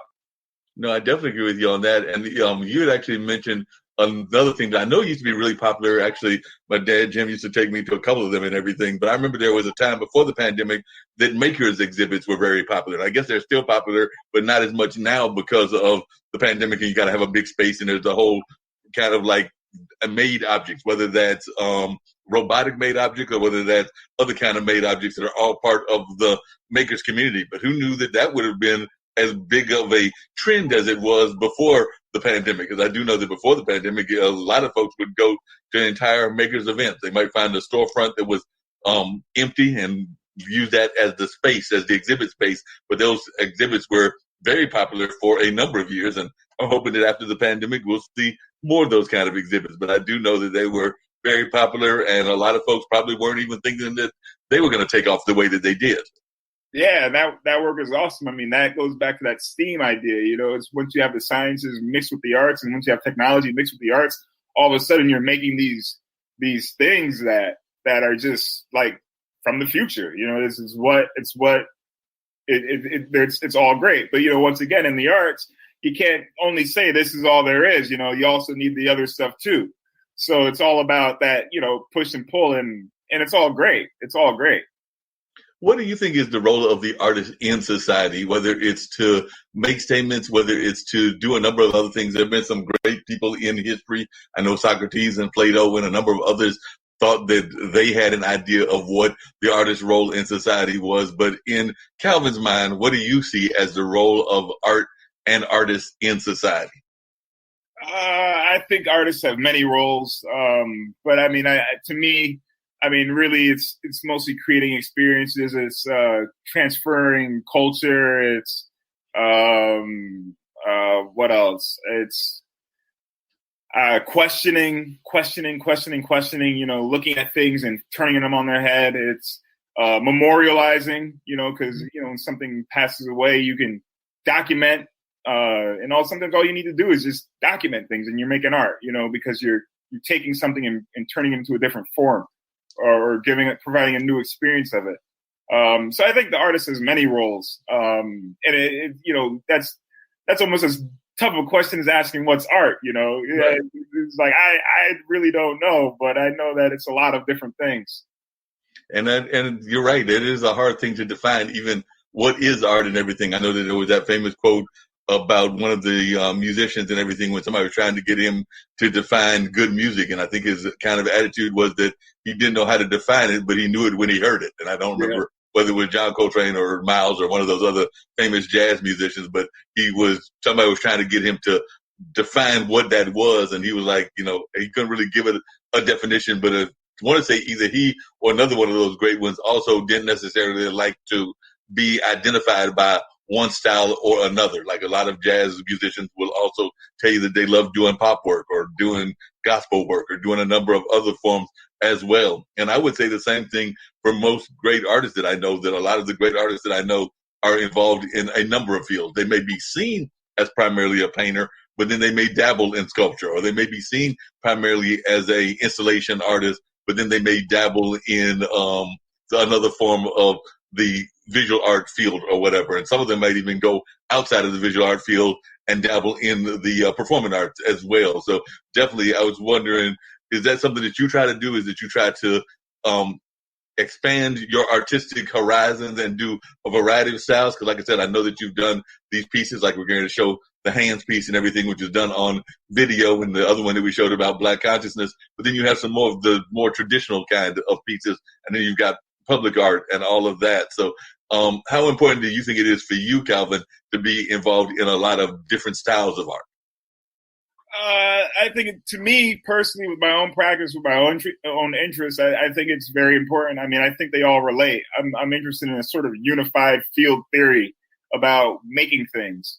So if once again, it's that assemblage approach, you know, whether I'm sampling or whether I'm documenting or whether I'm picking up trash or picking up seashells or picking up sticks, you know, it's all sort of trying to just learn how to create. So once again, I said, you know, I started out with drawing, but then from drawing, drawing is the root of painting. And so from painting, I'm learning about color, and I'm just learning how to create space with paint.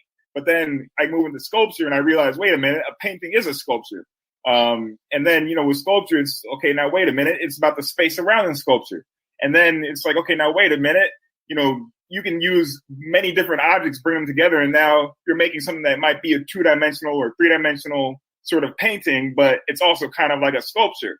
And then, moving into, video, it's once again just sampling and doing some of the same sort of work. So to me, I mean, I'm interested in all art. I'm interested. I love it all. And I would like to be able to move between all of it. But yeah, I know I'm also kind of young. So maybe as I get older, I'll begin to focus more on this or focus more on this for a longer period of time. Right now I'm working with cardboard. But I mean, I've got some shows coming up where I got to make more masks, and I got some shows coming up where I got to create an installation. So it's, once again, it's all sort of connected in my mind. And I just want to learn how to make.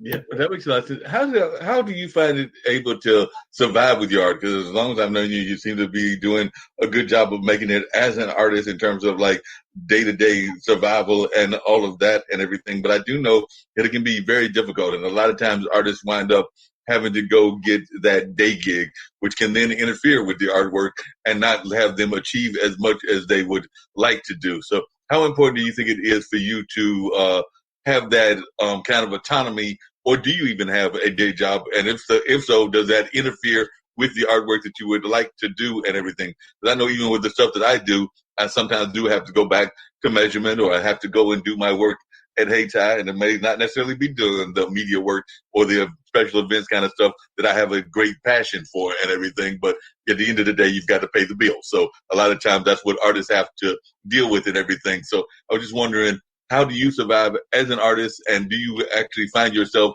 having to do that whole day job kind of relationship that so many of our artists, whether they're visual artists, whether they're performing artists, whether they're a number of the other art styles, wind up having to go into, but then sometimes impacts their artwork? Yeah, I mean, I think the day job thing gets into the revenue thing. I mean, it gets into the business thing. I mean, you got to have the revenue coming in to be able to support the thing that you want to do until the thing that you want to do can take off, or until you can, just keep doing it. And I think that's really important. That doesn't mean that you're not an artist. I mean, I've also been homeless. I've also decided to give myself a year where I would sleep on the streets and just only make art.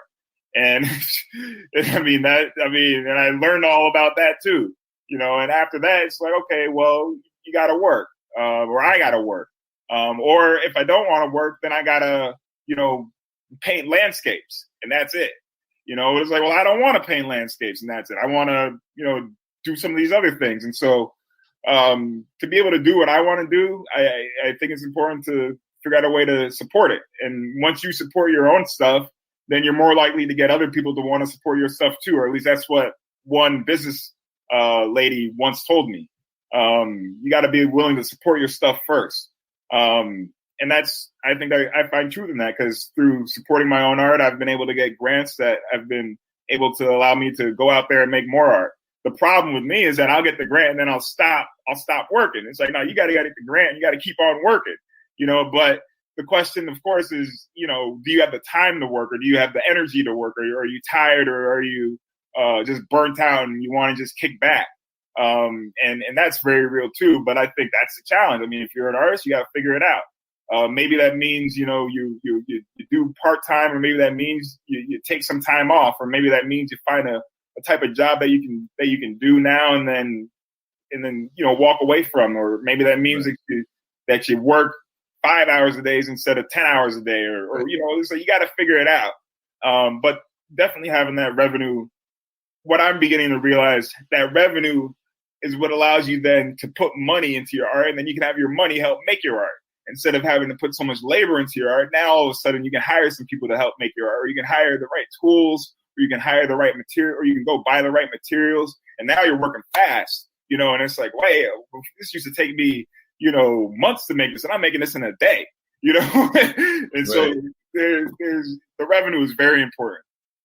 And how much do you think it is important to, because you're not the first person I've talked to that has gone through some hard times. Actually, a friend of mine that just recently moved back to Durham, who is a motivational speaker and a comedian, also talks about the fact that he also was in, I want to say Detroit, after he had moved from Raleigh and spent some time in being homeless and all of that. And I know that even myself has had some moments of semi hardship, whether that's financial hardship or a number of other hardships that may exist or whatever. But how much do you think it is important or vital for the artist to have some sort of pain involved in their life in order to be successful? Because I've heard that from a couple of artists, including some famous artists, that they felt that they had to have a little bit of that negativity, whether it was relationship negativity, whether it was what you went through, what my friend Dino went through in the sense of being homeless or whatever, or whether it's a number of other things. But it's kind of that yin and yang that a lot of times I feel artists feel that they need in order to create. How much of that do you feel drives your artwork, I guess is what I'm asking. Well, I found that it's driven my artwork, but I found that sometimes the subjects that appear are kind of sad, you know, and I don't always want to make sad work, but if I'm using myself as a medium, then sometimes that sad work is what's going to come out if I'm experiencing hardship. So, I mean, I think the suffering is only as important as, you know, going out there and eating that frog is important, you know, going out there and getting up and, you know, taking that 5-mile walk so that you can have the energy to then go out there and focus on and do what you need to do.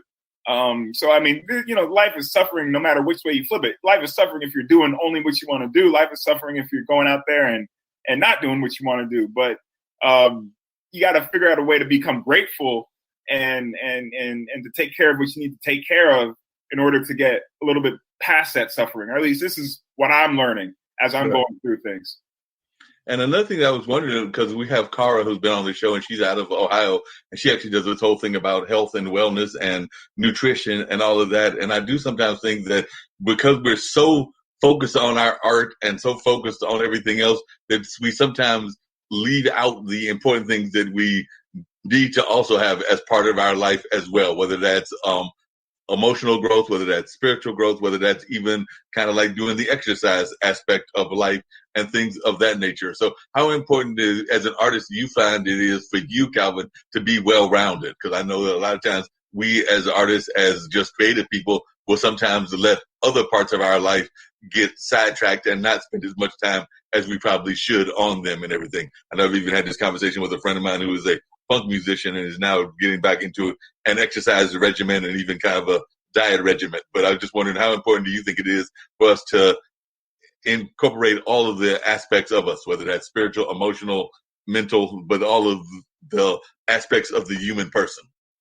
I think it's very important. I mean, in order to have a peaceful mind, I mean, in my life, I've been very imbalanced. I mean, I've always done all this or all of that.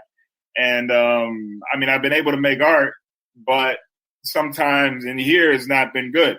And what I'm realizing is just how important balance is. Now, the question is what is balance? You know, how do you even figure out balance? And sometimes you have to experience the imbalance to figure out what balance is for you. And I think that's just a process that, you know, you work on for yourself as you live your life. And that's all you can do. Yeah, that makes a lot of sense. And like I said, I did want folks to check out Hands, and I want to bring up some of the other pieces as well that aren't just strictly the video ones. But as I get ready to do that right now and everything, and get ready to do another one of those lovely shared screens, which we can do on StreamYard and everything, if you want to share a little bit about Hands and what Hands is all about and the importance of Hands in your work, because definitely Hands is an important aspect of what we do just in general. So I'd love to hear your thoughts about the Hands piece as well. Yeah, I mean, so with the hands, there's, you know, we speak with our hands, we work with our hands, we do so much with our hands. I was wondering about the way that we might look at somebody's hands and consider their identity rather than looking at their faces and consider their identity. But hands, I mean, I feel like hands, we often don't look at our hands, but our hands are so important. I mean, our hands do so much. So honestly, as an artist, I was just inspired to document a bunch of people's hands, and that was pretty much it. There wasn't too much thought beyond that, but I was inspired by, personally working with my hands and just thinking about how, well, everybody works with their hands, no matter what you do. Even if you're working with your mind, you're probably working with your hands, unless your hands don't work, in which case then you're figuring out a way to live in a whole other way. And that's, amazing as well. But then to look at those hands would probably look very different. Or maybe those hands wouldn't exist at all. So hands to me was just, I was just inspired to document hands. And it was actually what maybe my first video piece that I did. And I was just interested in hands, and that was it. All right. Well, we're going to let folks check out a little bit about what hands is all about. I think that folks will find this to be interesting as well. So you're going to bring that up on the screen and let folks check out a little bit about the hands exhibit as well. So definitely this should be interesting also.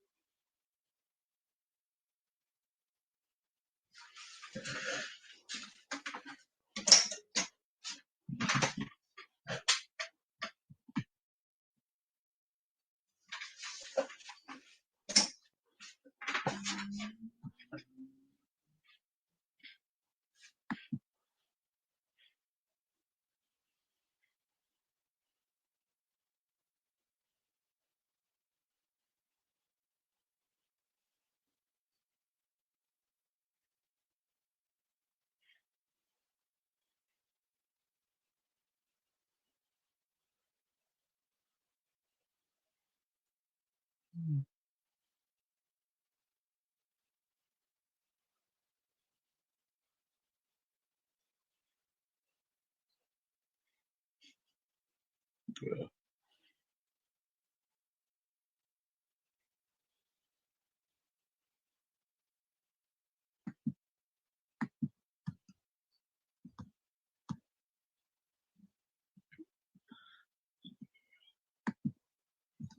Oops.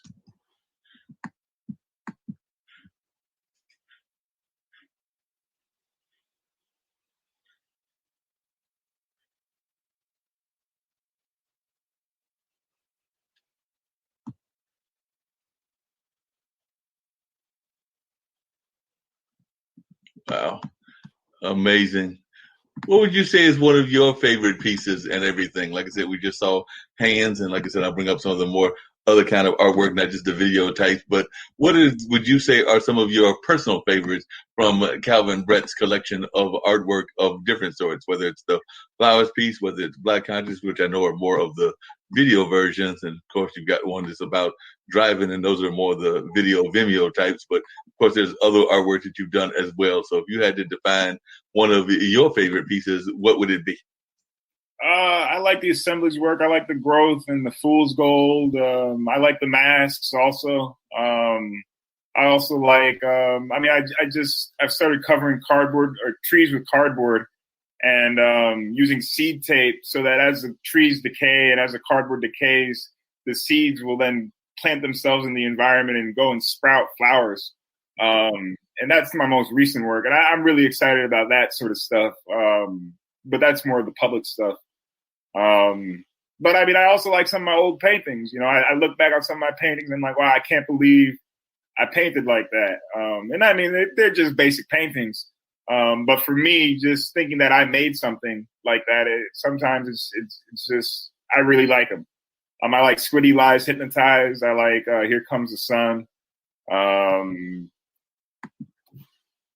Yeah, you've had some great paintings, and actually I was going to bring up some of those paintings because, of course, you can go to the website calvinbrett.com and see a number of your work and everything. So I was actually going to bring up one of the painting pieces from underneath the painting piece, and of course you've got your various street arts, because you got this one piece that is very colorful and it looks like a very tall mushroom. So that's the best way I can describe it, and it's right there on the first part of the page. So if you know the piece that I'm talking about, if you can describe what that's all about, because I know when I looked at it, I was like, wow, that looks like almost like big giant mushrooms and everything.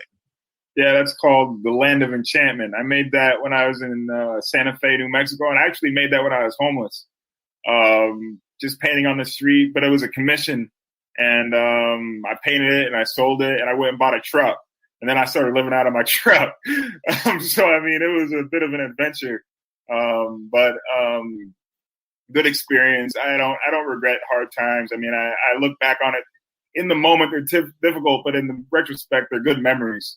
So, I mean, as long as you get through them, that's all that matters. And if you can make art while doing it, then maybe you leave with something. That makes a lot of sense and everything, because definitely folks can see what the piece is all about and all of that. And like I said, how many cities have you lived in and everything? Because you mentioned that you lived in, of course, Durham right now, but you were in Santa Fe and a number of other places. So how many places have you lived at, and has it been? Because Santa Fe would be New Mexico, so that would be like out there heading toward the West Coast. And then, of course, you're here in Durham. So how many places have you lived at? And is Durham home for you, or were you born in another part of our great country? So I maybe lived in 7 different parts of the country. But I would consider Durham to be home. At this point, I've lived in Durham longer than anywhere else. But I was born in Brooklyn, New York, so I'd say that's where my heart is. But Durham is definitely home. Durham is definitely home now and everything. I was going to bring up a little bit of assemblage as well, so folks might be interested in seeing what assemblage is about as well. So tell the folks a little bit about assemblage, and I'll cut to a couple of the pieces within assemblage. Like this one looks like almost like some plant kind of stuff going on and everything, but I know that there are other pictures that go with it. So what is the whole assemblage art piece about? Well, so that piece was called Grace, that first piece. And pretty much, I mean, it was just thinking about time as being the ultimate form of grace. I took my bed frame that I had before I moved out of my mom's house, and I took all my clothes and cut them up, and all the clothes that wouldn't fit into my backpack, and I cut them up, and then I tied them onto this bed frame and started painting, and eventually that's what came out. And all I would say to myself was grace. Every time I thought, words, I would say to myself, grace, grace, grace, grace, grace. And that's just what came out. It looks like a lot of these pieces definitely have some interesting imagery that go with them. I saw one that even had, looks like the American flag tied into it and everything. So, but this was all part of what seems to be the assemblage kind of category of these artworks and everything. So was this all part of that same piece where you had cut up your bed frame? Oh, no. So assemblage is just the style of work. Okay. And then each piece is its own piece. I guess I need to put the titles of each piece on there because each piece is a different piece. But it's kind of like a collection of work I've done in the assemblage medium. Gotcha. Well, this one looks quite interesting. It looks like you were using a lot of different objects within one piece, and I definitely am a fan of found art, and it looks like there might be some found art within that. So share a little bit about this particular piece, because I'm seeing like some different items within here, and it looks like some different kind of drawings and everything. Yeah, I mean, I call that piece Pink Hurricane. What I did was I took all the cups and all the bottles and all the supplies that were on my studio floor, and I just decided to turn it into a piece of art. Yeah, that's what I came up with. Cool. Well, these are, like I said, some amazing works that folks can check out and everything. I was going to give them a little bit of the painting because I know you can go into the painting category as well. Tell folks a little bit about this, because this looks like some more found artwork, because it looks like you had different things in this one as well. So was this part of things that you found on your furniture floor or on your floor as well, or is this from another piece? Because I'm even seeing like a toy soldier on one part of it. A lot of this stuff was found as well, as far as being the supplies that I was working with when I was painting.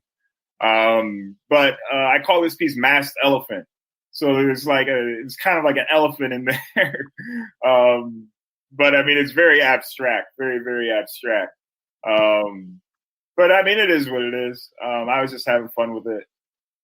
And sounds like some great fun that you were having and everything, and definitely looks like some amazing pieces on that. I was going to let folks check a little bit of the paintings as well. That was part of the assemblage category. So let's see a little bit of the painting categories, and I'll pull up a couple of those. Like I said, so this is one of the painting categories. What is this one called? It looks like it has some body parts in it because I'm seeing nostrils and I'm seeing a mouth, and it's incorporated into something else as well. So it looks like a face, but I'm not sure what the face is in the middle of. Yeah, I call it Mao. It's just the face. I mean, I guess it's kind of a bloody face. My friend Malcolm, when I first saw him, he had like a swollen lip, and he had a bloody nose and a bloody face.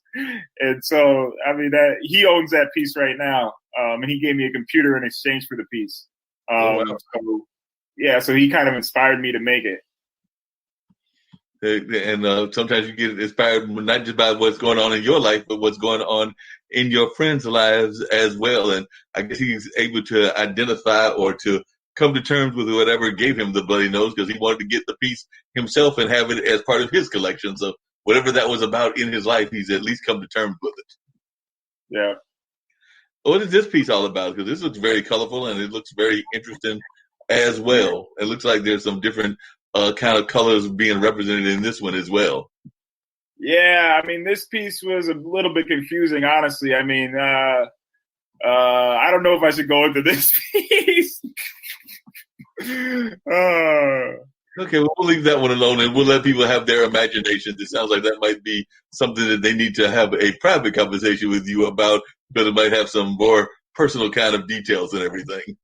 And, you know, and honestly, with all this stuff, I mean, that's the goal. I mean, I have my interpretation of it, but anybody to look at the piece, you know, the art, I mean, the goal is that, you know, the viewer really completes the work.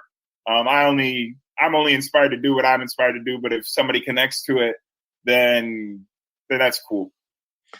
I'm going to bring up one more of the pieces and everything out of the painting category. But do you ever have any of those cases where you might have one vision of what the artwork is about, but then when you're a person that buys the artwork or you're talking to the artist, that they have a totally different view of what you may have created and everything, but as you just said, it works for them. So like I said, I know that a lot of times as kids, I remember us looking at clouds and we might see, you know, somebody might look at one cloud and see a spaceship, and somebody else might look at those same clouds and see a 17th century sailing boat.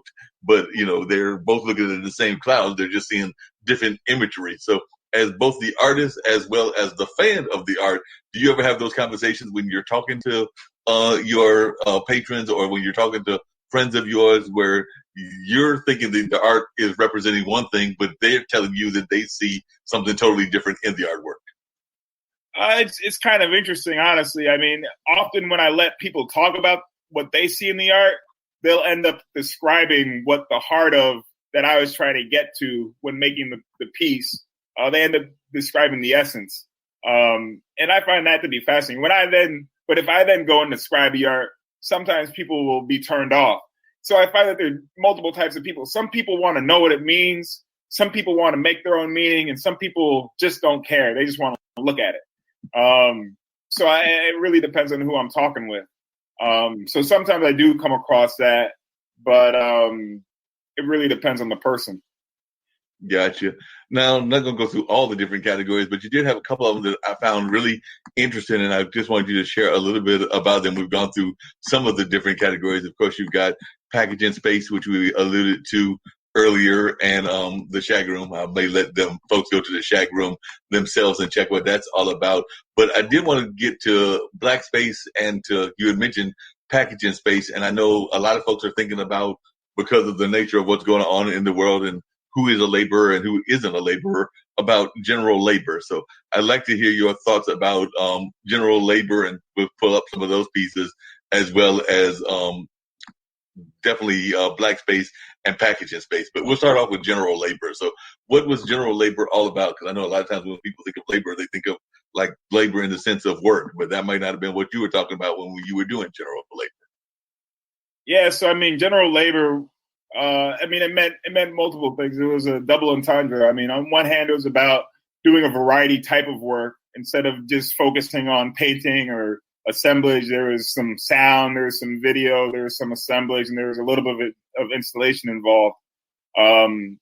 But it was also about the value of labor, the value of just going down there and doing work and increasing the value of labor.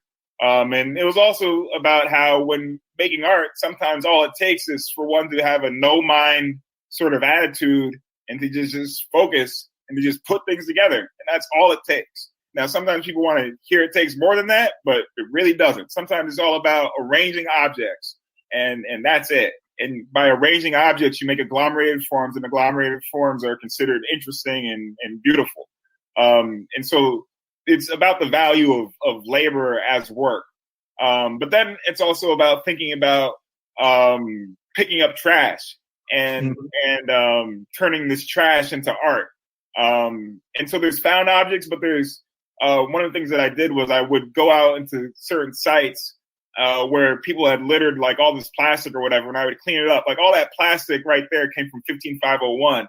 Oh, wow. They littered all like they just dumped all these gloves, all these plastic gloves on 15501, and I just went out there one day and picked it up and decided to tie it together and turn it into that, which to me it was a massive plastic bag, which might symbolize the picking up of that plastic. But I mean, and this was all from pieces of a car crash. But to me, at this time, I was gardening in my day job, and so to me, it was all about once again turning this trash into flowers, or turning the debris into a flowering form. And so, yeah, there's some just pieces from car. There's a light from a car.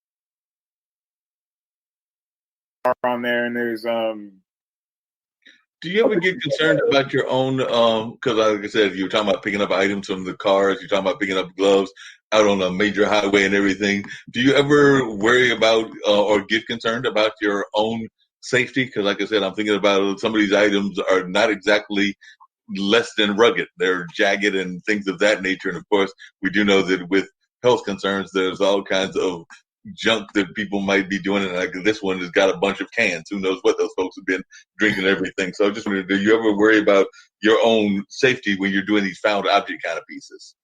I wear gloves. I mean, I've worked in maintenance. I've worked picking up trash. So I mean, I got boots and gloves, and I got all the tools to go out there and do the work. So I'm really not nervous when dealing with this stuff. I mean, I will say with doing some of this street art, I have an orange hat on, because sometimes I'm out in the forest and I'm working with cardboard and I don't want to get shot. So I'd say I've definitely been on edge because even one time a guy walked behind me with an assault rifle when I was out there in the forest, and that kind of made me a little bit nervous. But it's kind of like, I got my orange on and I'm not hurting anybody. So, hopefully people are all right. Although these days you never know. So I've had to be a little bit more careful. Yeah, definitely. Tell us a little bit about this piece. I'm seeing a light can, and I'm seeing what looks like some other, well, I'm not sure if they're all alcoholic items or if they're alcohol plus sodas, but definitely I'm seeing what looks like a sardine can. So, and I see a Yingling can. So I know there's at least a few beer cans in there. I'm just not sure if there are other things other than the beer and what I imagine is a sardine can. But it definitely looks like there may be some sodas in there. But tell me a little bit about this particular piece. So this is just a lump. I mean, that's all it is. But it's by taking a pile of trash and putting it in a gallery, how do we then respond to it? You know, are we then inspired to pick up trash? Are we then inspired to, what do we then consider? But then on top of that, by it being all metallic items, by it being separated into this form, to me, it was a perfect form. To me, I saw that as being beautiful. Now, I know others might not, but to me, as just the form, I thought it was an interesting looking form. Now, would somebody want to buy that? Probably not. That was more of a conceptual, experimental type of work. But by then placing it on top of a palette, it then kind of completes the cycle of all these things arrived on a palette at first, and then somebody went and drank the contents. Now I'm putting it back on a palette and exhibiting it as what was gathered in the environment and being represented to people as this is all the stuff that came out of a neighborhood that where people didn't pick up the trash, or really they didn't have the services to pick up the trash. They didn't have the trash cans available to throw their trash. And so as a result, all this stuff was out in the environment. Now, there's an old expression that one person's art is another person's trash, or something along those lines and everything. Has there ever been a case where if you just mentioned this particular piece, but has there ever been a case where there was a art piece that you created and you thought nobody would ever think about buying it, and they actually surprised you and they actually did go ahead and buy it? Like you said, probably nobody would buy this piece and everything, but I just wondered, as an artist, have there been cases where you had a piece like this that you thought nobody would buy, and some patron or some fan came along and they were like, I want that? Actually, yes. I mean, that piece, Masked Elephant, that one with the orange and the army soldier guy and all that stuff. I mean, that somebody bought that piece, and I was not expecting they were going to do that, but somebody did. And I was very surprised. But I guess it happens. I mean, people look at that, and maybe for him, I know that there's some people who mask or they keep abstract elephants in their house because it represents them as, being supporters of Republicans or something like that.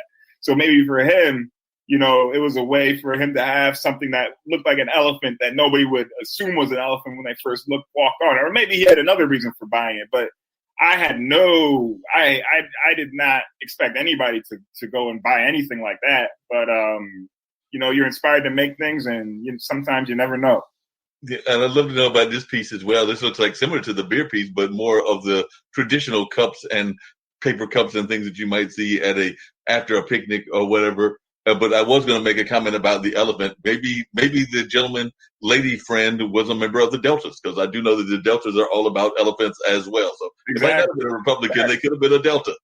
Exactly. Yeah, you never know. I mean, and then they've got the white elephant parties and all that stuff. I mean, there's all sorts of different symbolism that elephants represent for people. I mean, this was a styrofoam. I mean, I had gone out and I had sorted all this stuff, and that was pretty much all I did. I mean, it was, and so, I mean, people look at it and they see what they see. I mean, unfortunately, the art was more so the exhibiting it in a gallery and having it be something that people just wouldn't expect to see in a gallery, and to cause them to consider it in a different light. Barracoon, I like this Barracoon story because it talks about the last black cargo, and oftentimes in philosophy they talk about slave mentality, master mentality, but at the end of the day, in America, this was the last slave. So all you got to do is go to work and be grateful. It makes sense. And I definitely wanted folks to hear a little bit about that before we get to the other two. And definitely do want folks to go and check out so much more of what you have on your plate with your art and everything. But I do want folks to hear a little bit about this. And it looks like it also incorporates something from Zora Neale Hurston, which we also know has roots here to Durham, having taught at North Carolina Central University and having done some work here in the community, even though known definitely as being somebody from around, I believe, the New York area. But I do know that, Florida area.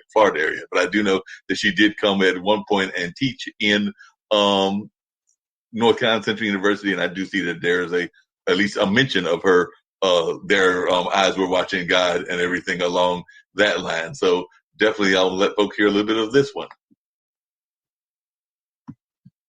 Well, just a little bit because it's a long one. Oh yeah, it's very long.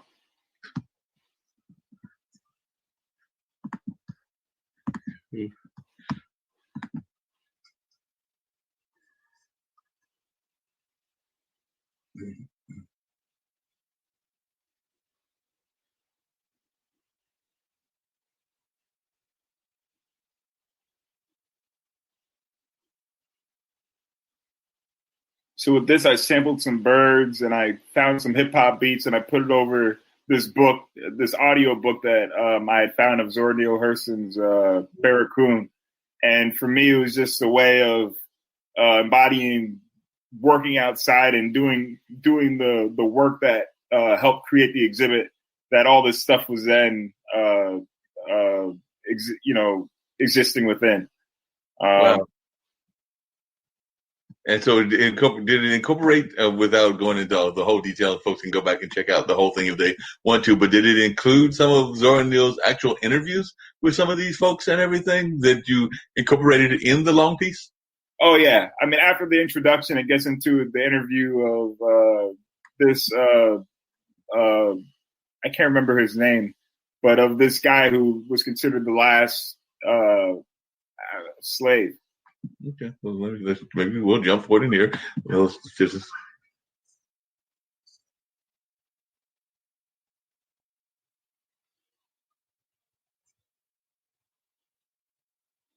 Zakula or something like that, I think his name was. Gotcha.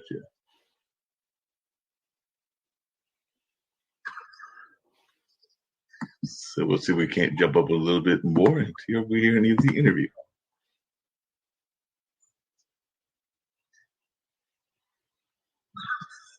Cool. Well, they can go back and check out a little bit of that and everything, and I'll go back and find that and maybe incorporate it in a later edition of the show. But definitely am a big fan of Zora Neale and all of that, so we'll definitely let folks hopefully go back and check a little bit of that piece as well. But the other one I was going to get to was Black Space, and you definitely had mentioned packaging space as well. So what is Black Space all about, and are we thinking Black Space in the sense of Black is in African American, or are we thinking Black space is in just like a Black room? I was thinking of Black in terms of, okay, here's this material. I'm going to take this material cardboard and line a space with it. And to me, the material represented protest. I mean, between this and Black consciousness, it represented protest. And so by painting it Black, by putting it in a room, I was challenging the white cube tradition of walking to a gallery space. Because traditionally you just walk into a gallery space and it's a white cube. So with this Black space, I was creating a space that represented or that offered Blackness as an alternative. And when people got in it, it was amazing. People were lying around on the floor. They were rolling around and talking about how comfortable it was. And I mean, who would have thought, right? Because, often traditionally we think of Black things in darkness as being evil or scary or frightening. But in this space, by doing this, people had a completely alternative reaction to the color and to the material. And I found that to be exciting. Wow. Sounds like it. But I mean, when they were in this space, was it as frantic as it is here, or is that just kind of the way that you shot the video? Because like I said, you're saying that they were very comfortable in the space. As I'm looking at the video, it's kind of frantic. Oh, well, if you click on the image to the right, yes. This just is a way of me showing the interior and the exterior, but the image to the right shows a little bit of how the space just looks. Actually looks and everything. Gotcha. Yeah. And how long would folks stay in the space? I mean, was there any designated time that folks could stay in this space, and which gallery was this space in? Because I'm actually trying to figure out if I can recognize the gallery, but it's not coming to me or anything. So this was at Golden Belt, and people were in there for maybe 5 minutes, 10 minutes. I mean, people ended up playing, a band ended up walking in there and playing a whole song. It was kind of funny. I wish I had documented some of that. But wait a minute. Now, was the band originally intended to go in there and play, like you booked them, or the Golden Belt people booked them, or did it just kind of like happen in kind of like a natural way, where it was like not planned, but the band just happened to be in the space and decided to play on their own? It happened naturally. The band was in Golden Belt, performing in Golden Belt, providing music for all the spaces. But as they started walking around, when they saw this space, they just felt so inclined to go inside and to perform. And and people ended up watching them, and they enjoyed it, and that was that. Yeah, that would have been great if you had been able to document that, because I'm sure that must have been just an amazing concept. The fact that they were there in one of the other Golden Belt spaces and then wound up being interested in doing it as a performance piece. Yeah, and to me, them just enjoying themselves. I mean, that was the thing that, given the fact that I was inspired by protests and offering an alternative to a white cube, I just found it so great that people, when entering into that space, they enjoyed themselves. Yeah. Now, you had earlier alluded to this piece, and I was going to bring that up. And then, like I said, I do want folks to go to calvinbrett.com and see a lot of the other ones that we didn't pull up and everything. But definitely tell us a little bit about packaging space, because you had mentioned that earlier, and I was definitely going to pull this up as well. But tell us a little bit about what packaging space is all about. So, packaging space was essentially talking about how all of our actions relate, how what shows up in a box eventually, may become a piece of trash, and then somebody might pick up that trash, and then maybe one day it'll become a piece of art. And packaging space was just a way of allowing people to use these scrap materials found at the scrap exchange to then go and pick them up and arrange them inside of a box and create a little mini installation within the larger installation. This was actually a group project. I had about 5 or 4 other artists working with me on it. So I couldn't have come up with it all on my own. All I did was put up the cardboard and put up the boxes and bring in the materials. And then Jacqueline Bowie went and brought the projector in so that people could play with the slides. And then another artist, Anne Gregory Bepler, she came up with the idea of having the strings hang down and connect to the teddy bears and all these items that people would then pick up and have the main piece within the boxes. And then some other artists came up with the video. All their names are listed at the end of the video and at the bottom of the page. We'll definitely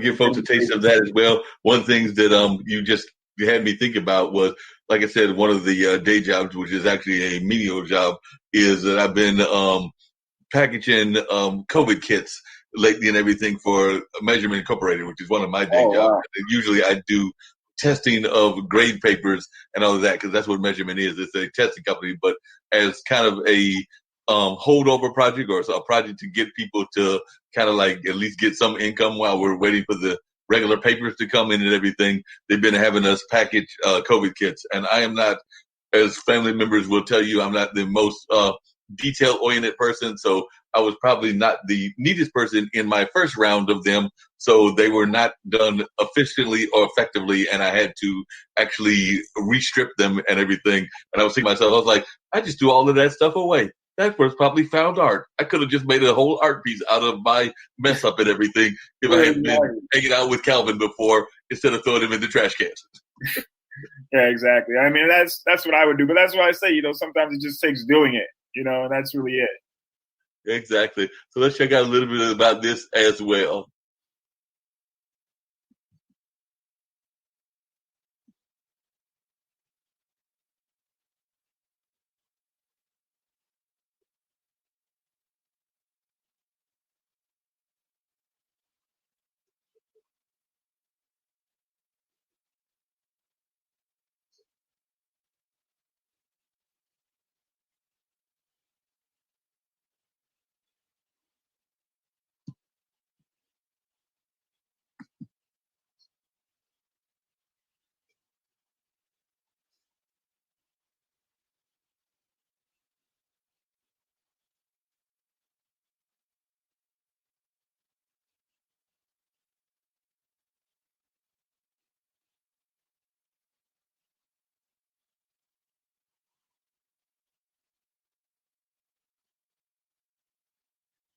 And so, like, all the stuff that you see going on inside the space, that's what people came in and just made by themselves with the items that were in the room. So it's kind of an interactive, playful sort of exhibit. Yeah, it sounds like a very interactive, playful exhibit, and I did see that there were a number of folks, like I do know Anne Gregory, Beppler. I actually knew her before it's Anne Gregory and everything, and I see Jenny Blazin and a couple of other art folks that I'm aware of were involved in that piece and everything. So definitely looks like a very powerful piece and all of that. So definitely looks like some amazing artwork that you've been doing and everything. So definitely folks can go to calvinbrett.com and everything. Where else can folks find Calvin at if they wanted to get either buy the artwork or if they wanted to find you to have you do a public art piece if they want one done in their neighborhood? Or what's the best way to reach Calvin Brett out there in the world of social media? I'm on everything. I'm on Instagram, Twitter, Facebook, Tumblr. All you got to do is type in Calvin Brett or Cal Brett. On Instagram, I'm Cal Brett. I'm Cal Brett on Instagram. I'm all over the place. And honestly, if you go to my website, if you scroll to the bottom of my website, you can see all the Instagram, you can see all my social media links on that as well. We'll scroll all the way to there you go. Yes, you got Tumblr and Facebook, LinkedIn, Vimeo, YouTube, Twitter, and Instagram. So they're all there on the bottom of your page and everything. One of the other things that I saw at the top of your page, and I know that it can be very important. We've actually got a travel show on the International Broadcast Media, and they've actually got me doing some some items. I think I've got a hoodie and a T-shirt, a cup, and a couple of other items. But how important is it for you as an artist, not just to have your artwork, but to also have merch in order to help with your selling? Because I'm thinking that the shop is both a combination of your artwork, but it might also be some merch items as well, whether that's you have your own cup. So yes, it definitely looks like you have some merch items as well. So how important is it for you as an entrepreneur and an artistic entrepreneur to have merchandise as part of what you do? It's all a learning process. I'm just trying to have different avenues, different price points, different ways people can own some art if they want to. I have one of those blankets myself and I really enjoy it. I need to get me a mug. I mean, so for me, it's like, it's stuff that I would want to buy. These are things that I'm interested in making. But yeah, I mean, it's all learning processes, just offering new ways for people to potentially own something that I've made. Gotcha. You have this piece that's going on that I just found that had a roaring cat and an ostrich that was running really fast, and that was a gorilla. So what is it with this particular piece? And it looks like it's in the shops category, so I'm not sure what exactly we're shopping for on this piece, but what's going on this particular piece that I just stumbled across? This piece is called Driving. I love to drive, but I was thinking about the environmental effect as well and trying to balance that out. Now, I mean, we're moving into electric cars these days, but to me, this was just my way of, first, I documented a driving trip I did from Texas to Colorado. But then after that, I came back and I brought this environmental effect thing, and this was the piece that emerged as a result. And now, what does it have to do with shop? It has nothing to do with shop. It was just a way of me having some art, have something moving up there. Gotcha. But yeah, I've seen the driving piece earlier, but yes, and I think the cat is what caught my eyes because I'm definitely a fan of cats and certain other animals as well. So I saw the roaring kind of raging cat and I was like, wait a minute, there's a cat in this. So I was just curious as to what that was, but definitely I can see where the environmental impacts would be going on as well. What is a place that you have not had a chance to show your work at that's kind of like your dream place that you would like to have your work shown at, or the dream location? And it can be anywhere in the world because, like I said, the International Broadcast Media is a global network. So who knows? There might be somebody at the Louvre or at whatever museum there is in Australia or South Africa. But is there a place that is like a dream place that you would like to have your work shown at if you had that opportunity? I mean, I would love to show it at any of the major museums. I mean, MoMA, right? There are a lot of MoMAs. Right. That'd be a pretty cool place to show. Yeah, I can definitely see it showing at MoMA, like the Louvre, and I think that's Paris or whatever, or definitely some of the other ones that are very popular and everything along that line. Is there a place that you haven't visited? Because like I said, you've definitely done a lot of traveling around the country. I don't know how much you've done internationally, but are there places around the world that are your dream places that you would like to visit at some point or another? Yeah, I mean, I've done a lot of traveling around the country, but I have not really left the country too much. So that's really my next thing is to get out of the States. I mean, I'm interested in China, but I mean, I'm really interested in like Nigeria and Morocco, some South Africa.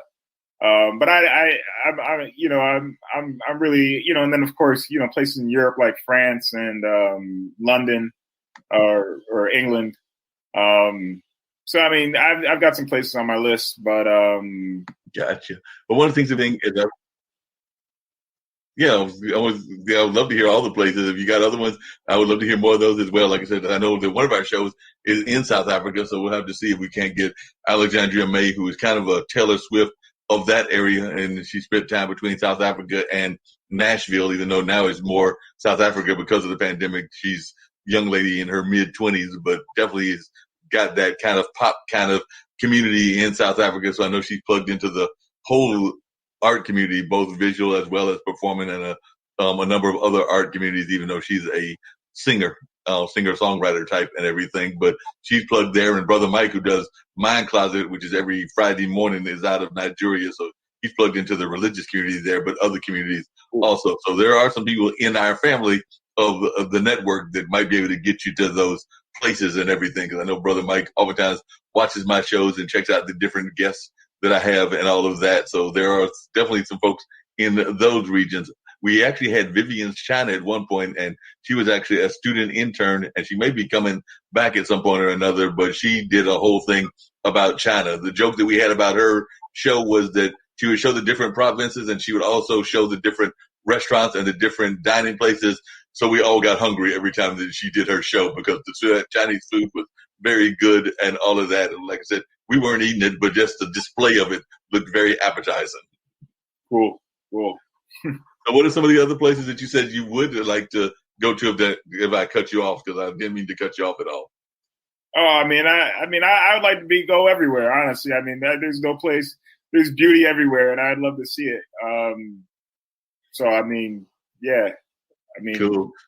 Well, I'm going to let you go. I know you got to bounce, and I've still got a few more minutes to go within the show, but part of that will be covered with maybe some tape from the Kamala Harris thing and everything. But one of the things I always have my guests do on all the shows is I definitely give them an opportunity to share their thoughts of positivity, their words of encouragement, things that they would like to share with our global audience and all of that. So that's one of the things that I try to do on a regular basis with all of my guests and everything. So if you've got any words of encouragement that you would like to share with our global audience, now is the time to share that. And if there's any just like final thoughts that you want to give people as they've been listening to you for about 2 hours and everything, I'm sure that they would love to hear any other thoughts that you would like to share other than what I pulled out of you in our interview and all.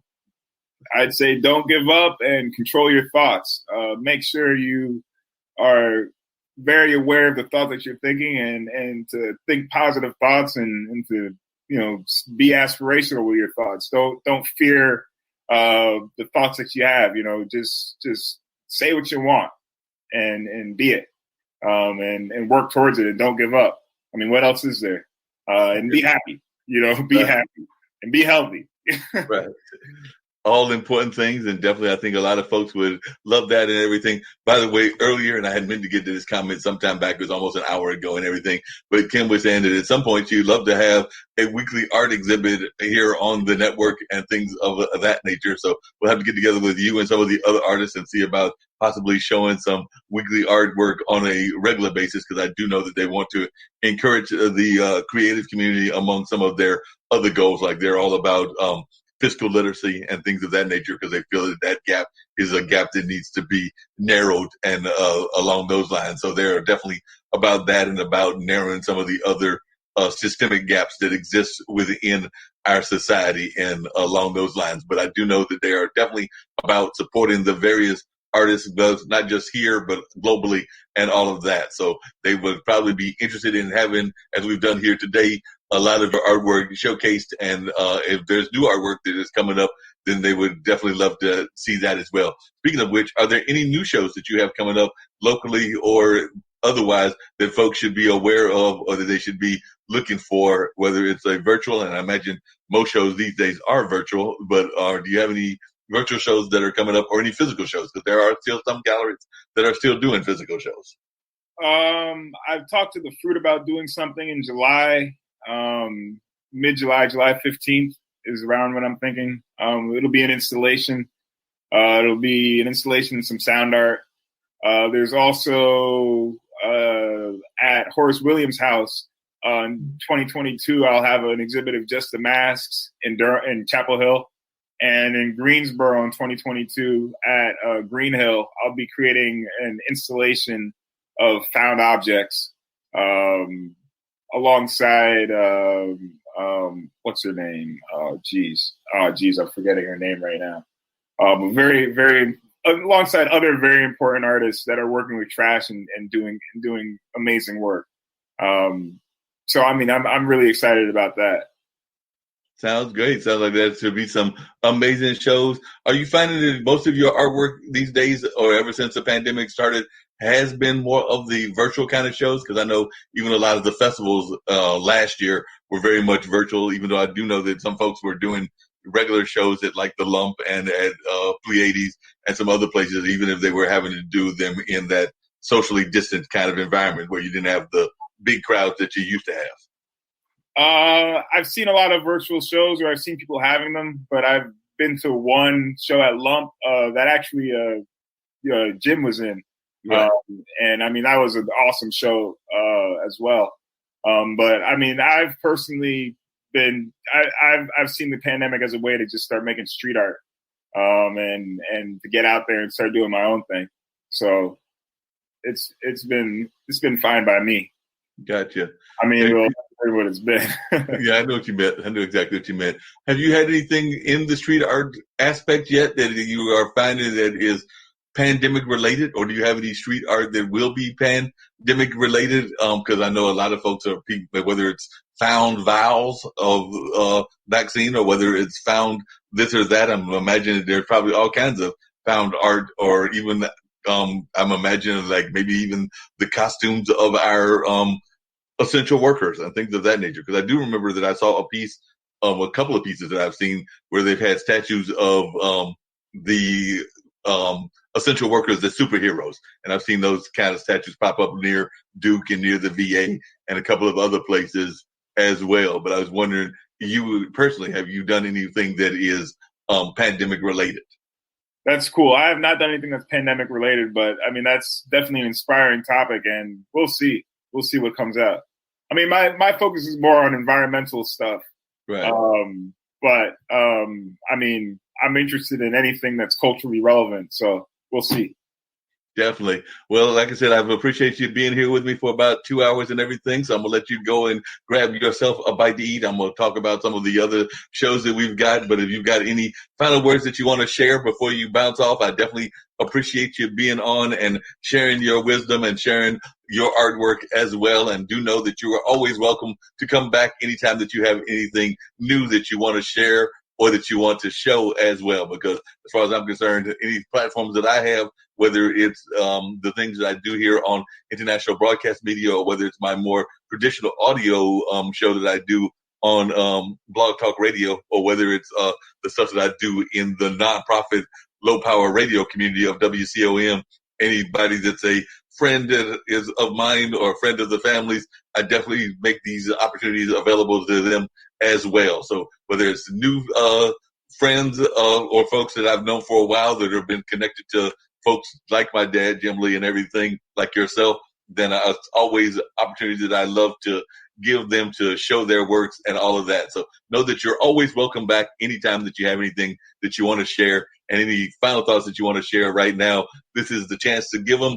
Otherwise, I'll let you bounce off, and I'll bring up my clues for my at least one mystery guest if I don't find the clues for the other one as well. And then the other shows that we've got going on.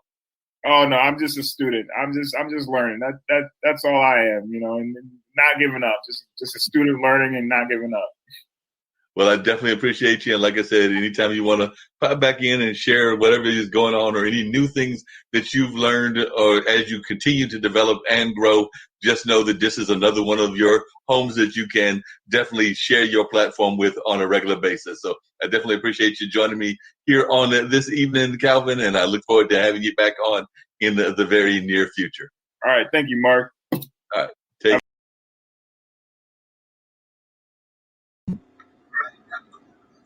On that note, we definitely just had that conversation with Calvin. It was an amazing conversation about art, but we've got another amazing artist as well. So I was glad that I was able to bring another amazing lady artist on, and that is my good friend Yogii, Yolanda Yogii Barnes, who has definitely done a lot of great work in our community as a poet and all of that. So definitely having her join the online dinner party is always an amazing thing. I think I first met her over there at the Hayti Heritage Center, which many of you that are here on this platform know that I have worked there for a number of years and have definitely met a lot of our artistic community, whether it's folks like Dasan, whether it's been folks like Kelly Ray, or a number of other great poet folks as well, Kimberly Redefining Freedom, and of course, Yolanda Barnes as well. So definitely glad that you were able to join us, and definitely saw that you had popped in and we're hearing some of the things that I was talking about just in terms of the news. And then, of course,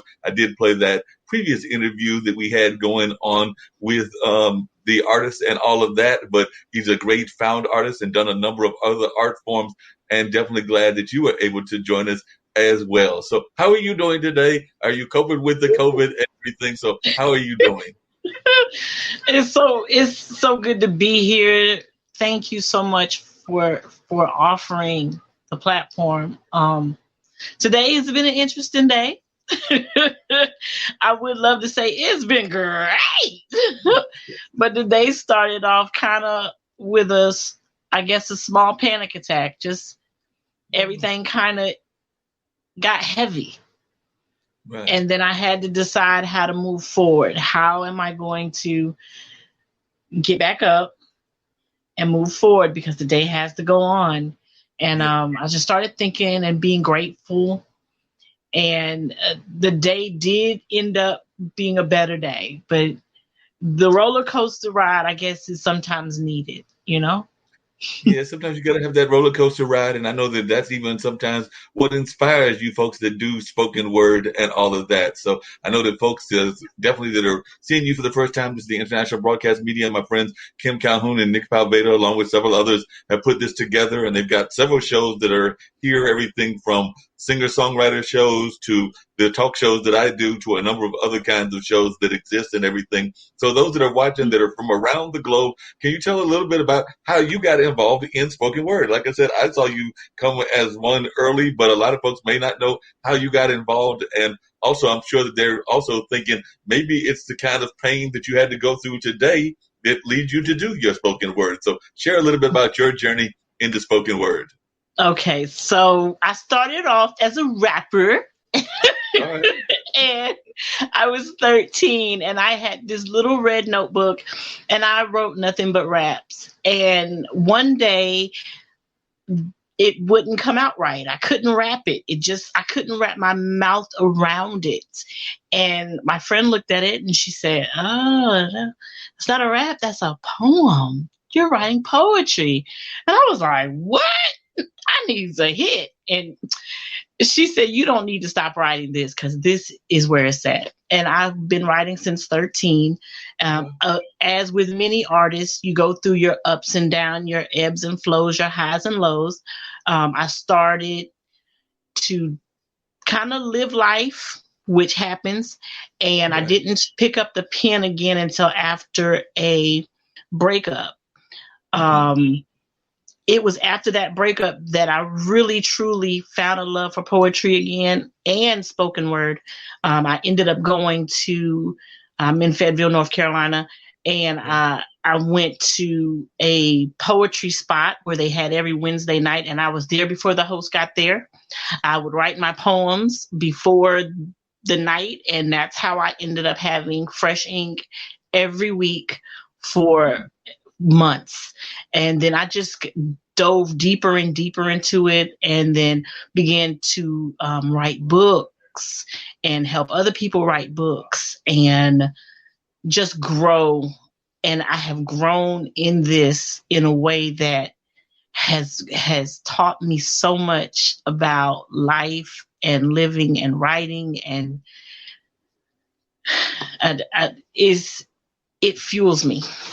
It really does. It fuels me. It's a good thing that it fuels you. How much do you feel it is important to go through? Because I've actually talked to other artists of all sorts, everything from poets to musicians to artists like visual artists to a number of others. But how much do you think it's important to go through some of those pains, whether it's relationship pains or whether it's life pains or whatever it is, in order to motivate your stories? Because I know even when I go to like the poetry slams over at Hayti, or when I'm involved in a number of other ones, you do find people are oftentimes using both social issues as well as their personal pains in order to tell their stories. So how important do you think that is in your own work to reflect on your own pains in what you write about? I think that it is what fuels my pen. I think that is the badge of honor for being a poet. I think that I wouldn't be a poet if I could not internalize and then explain in a way that makes it easy for maybe somebody who doesn't have the words to say, oh, you say it so easy. That's what I've been feeling, that kind of thing. I feel like sometimes the people that put themselves through things, like I don't feel you should have to put yourself through anything. You shouldn't create the drama. You shouldn't create those situations that bring up those kind of situations. But what I think is you are given these things that look like hardships so that you can pin something beautiful from them on the other side that makes life easier for somebody else. I feel like everything I've been through has been for a reason, and has been for bigger than me, always bigger than me. And it's been because I can handle it. Right. Definitely. That makes sense. And the other thing that I've always been fascinated by, a lot of you spoken word artists, is that a lot of times, and this is just musicians and entertainers in general, have to take on the role of being a griot, but that's also being an activist. And to me, that's very much an important role of what the poets do. And I know that there are a number of poets in our community that have written about race relations even before Black Lives Matter was very popular, and have definitely written about things involving Me Too and the things that you ladies have gone through as well in terms of like abusive situations and all of that. So how important do you think it is for an artist to be an activist as well? I think the activist part is if they're ready. Right. Because anytime we go through something, we have to go through a process. So for me, the poem about domestic violence, I lived through that. So I have to be brave enough to actually talk about it. Now I have to go to the next level. Am I going to be brave enough to stand in front of people, tell my story, and then help them through theirs? That's the activism part. Are you ready for that? Is that something that you want to take on, or is it just enough to kind of bring up the topic? Yeah. And in my spirit, it says not to be a, what do they say? They say trigger warning. They always say you don't want to be a walking, talking trigger warning with everything you say or could possibly do. At that point, it becomes, do you need to do something more? Are you fully healed? That's the question. If you can't push past that to actually helping somebody else. But I think if you can get past your pain to talk and bring up the topic, to inform other people that there's help, then you can get into that if that's where you want to go. But I wouldn't force anyone to be an activist, but just not to be a walking, talking trigger warning.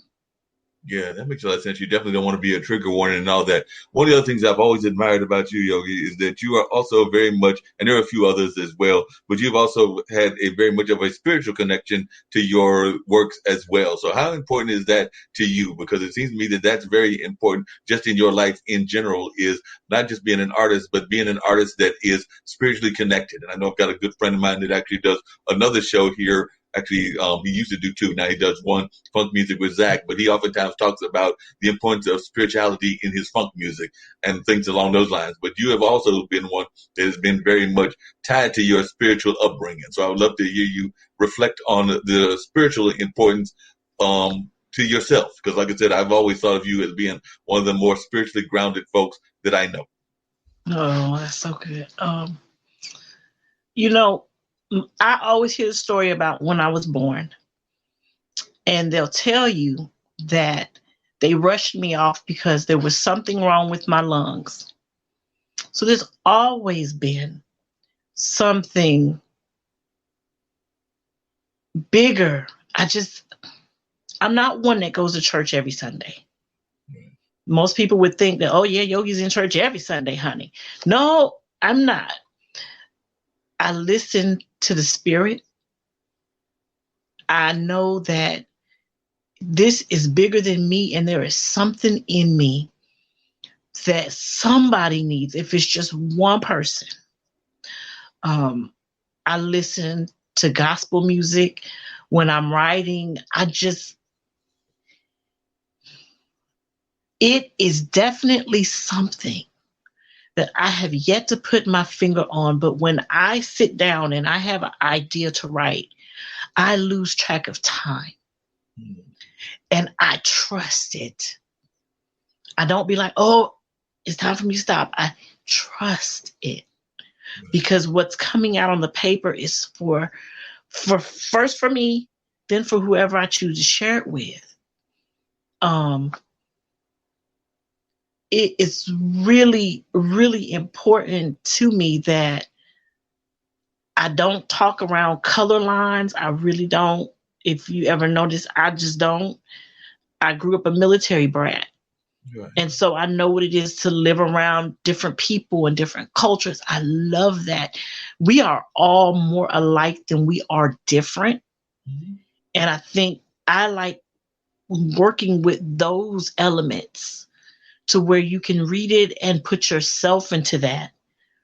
And I think that just spiritually, I'm allowed to do those things to be able to reach audiences broader than I even imagined.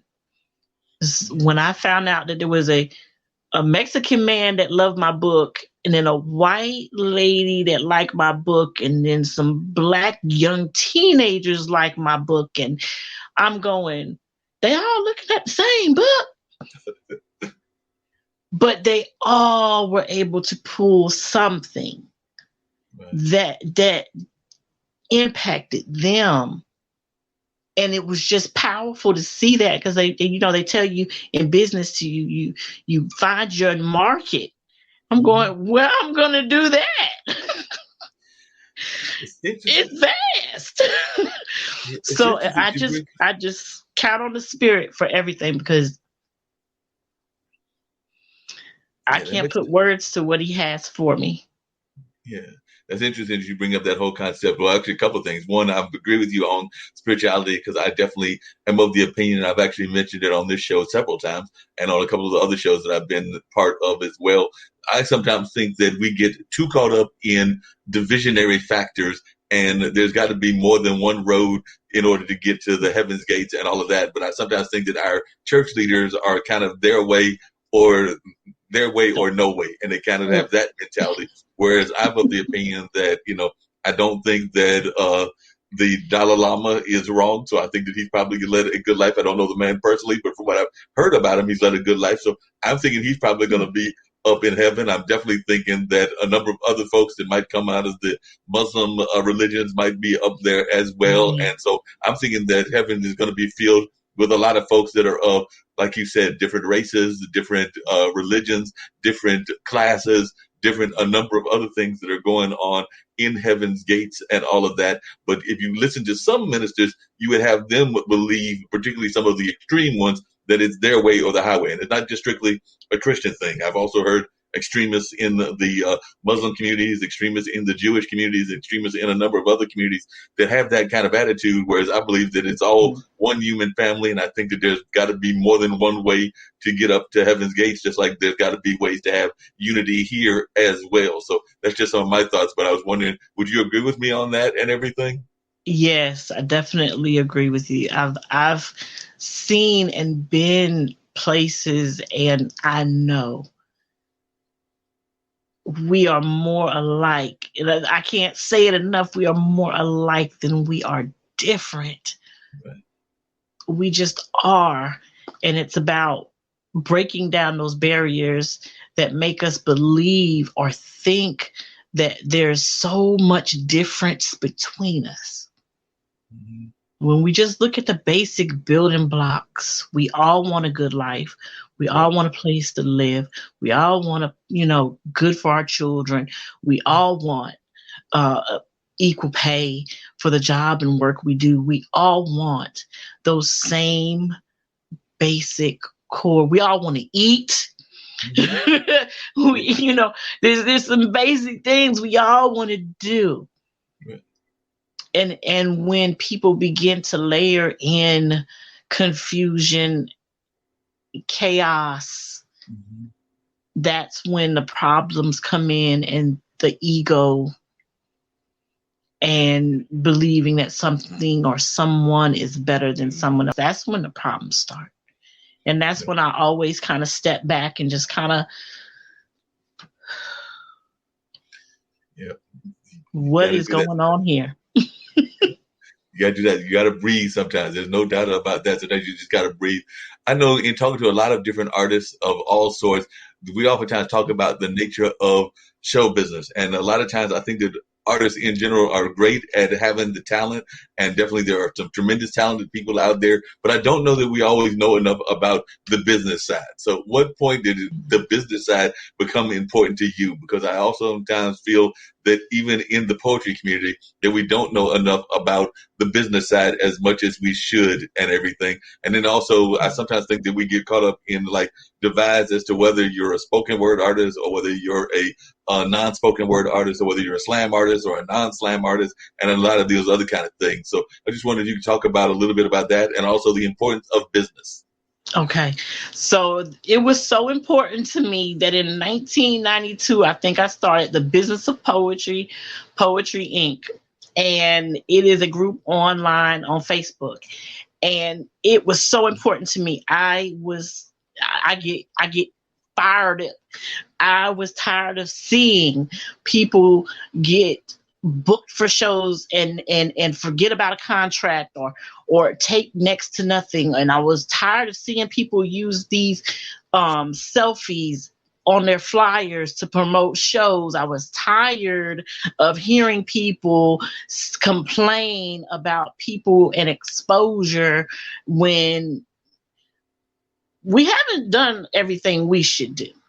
Right. Now, the truth of the matter is, a lot of poets never start off wanting to be poets, never understanding that what we're doing is turning into a business.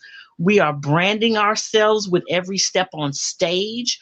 We are talking to people who are saying, I love that poem. If you put it in a book, and then when you put it in a book, you never see that person again. Good. To buy the book. Now you have a whole bunch of books to sell, or back in the day, CDs, or whatever the case may be. You've made product now. You've forgotten that you are now a business. Mm-hmm. We jump. It's okay.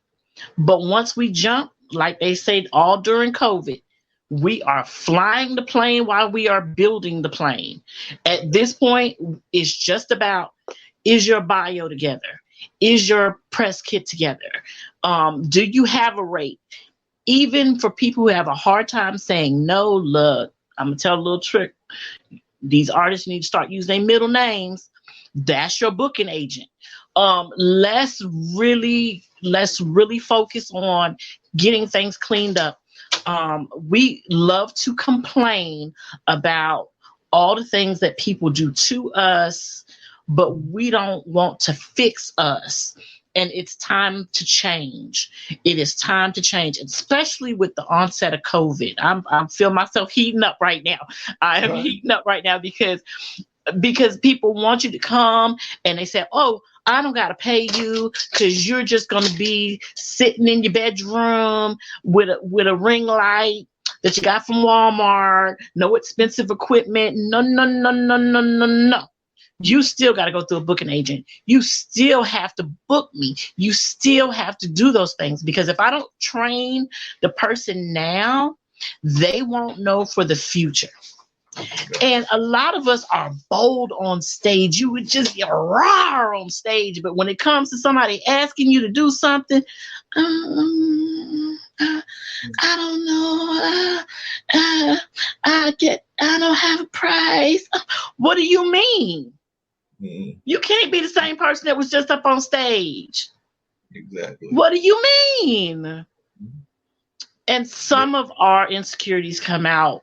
We are shy. We are creative. Some people love to write, but hate to write their bio. Some people love to, be out doing slam poetry, but hate,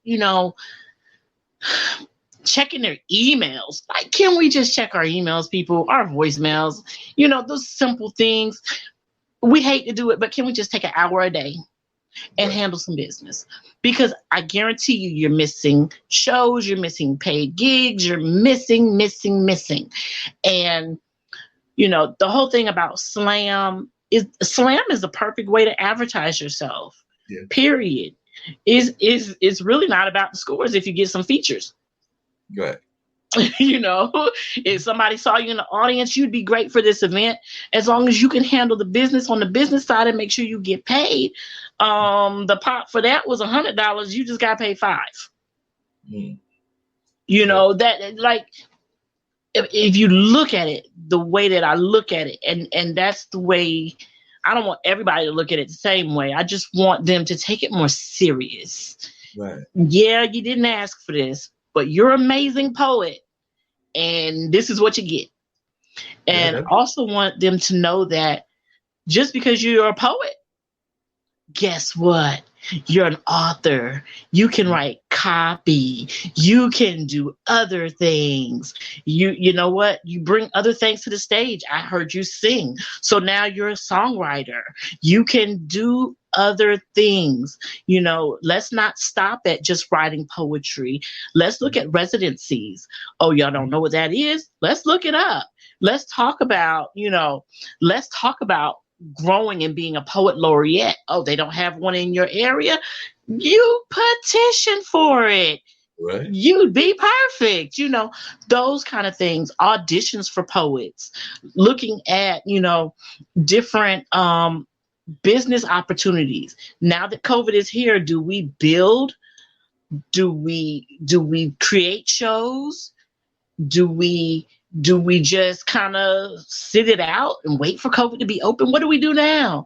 That is what the site is about. And it is definitely something, a passion. I always put contests, and when I find things from people, I put it in there.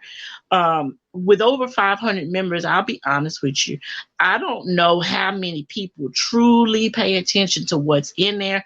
I have several times said I'm shutting it down because they're not listening. They need to listen. They definitely need to listen to you. Listening. You give them But great I advice. keep They it need to going. be listening. They definitely need to be This is one of listening. my passions. This is one of my passions. Like, and I'm okay if we don't do it right every time, but let's work and strive towards being better. Let's just stop with the simple stuff, because if somebody comes to you and you do it for free or for next to nothing, then they come to me and I say, well, here's my press kit, here's my rates, and they looking like, but if we all get on the same page, they have no choice. Yeah. And that's the thing. We all get on the same page. They have no choice. Now that makes a lot of sense. Definitely need to get on that same page and everything. I've sometimes wondered, do you ever get sick and tired? 'Cause I know even on the corporate level or the business level, whether it's a institution or whether it's a festival or whether it's a number of other things, they will come to the poets, they will come to the musicians, and they'll ask folks to perform for, like you just said, little to nothing, or try to get the discount rate or the friends and family rate. And I'm sure that you've dealt with that even there in Fayetteville. So do you ever get tired of that kind of like folks wanting you to do things for little to nothing? And like you said, you've been doing this for a number of years. You've been doing it since the early 90s, and we're in the 2021s now. A lot of people scared of me. They just don't ask. I don't get booked for a lot of stuff. And it's crazy, but they're scared to ask. Because they're like, oh no, we're going to have to pay her. Mm-hmm. So, but I'd rather them be scared because they're going to have to pay. Then, and it does happen from time to time. A whole workshop and you get $25. Wow. For a whole workshop. Whole workshop, $25. Like content on content on content on content on content, $25. Now, I could be mad, but I always go back to that spirit, like somebody needed that. Yeah. There was somebody that needed that. And otherwise I wouldn't have been in that position. Yeah, that makes sense. I said, but I won't be in that position again. I know that's right. Won't do that and again. I say no first. and God is so good because every time something comes up that's kind of I always have somebody slide in with a paid. they book it right quick with a paid, and it'd be on the same day that the crazy stuff would be on. And I'd be like, oh, I'm sorry, I'm already booked. Already booked. Can't take that gig because you got the paid gig. That makes a lot of sense. I've heard people say, and I've heard this about artists, I've heard this about musicians. I personally don't think that I can sing. Folks say I've got a decent voice and a radio voice and all that, but I don't think that I can sing. I think that I sing flat and all of that. But I've heard people say anybody can be a poet. I think it takes a skill to be a poet, and not anybody can be a poet. What is your thoughts on that? Can anybody be a poet, or do you have to develop the skills and maintain the skills? Or do you think it's like something that just about anybody can do or anybody can be engaged in?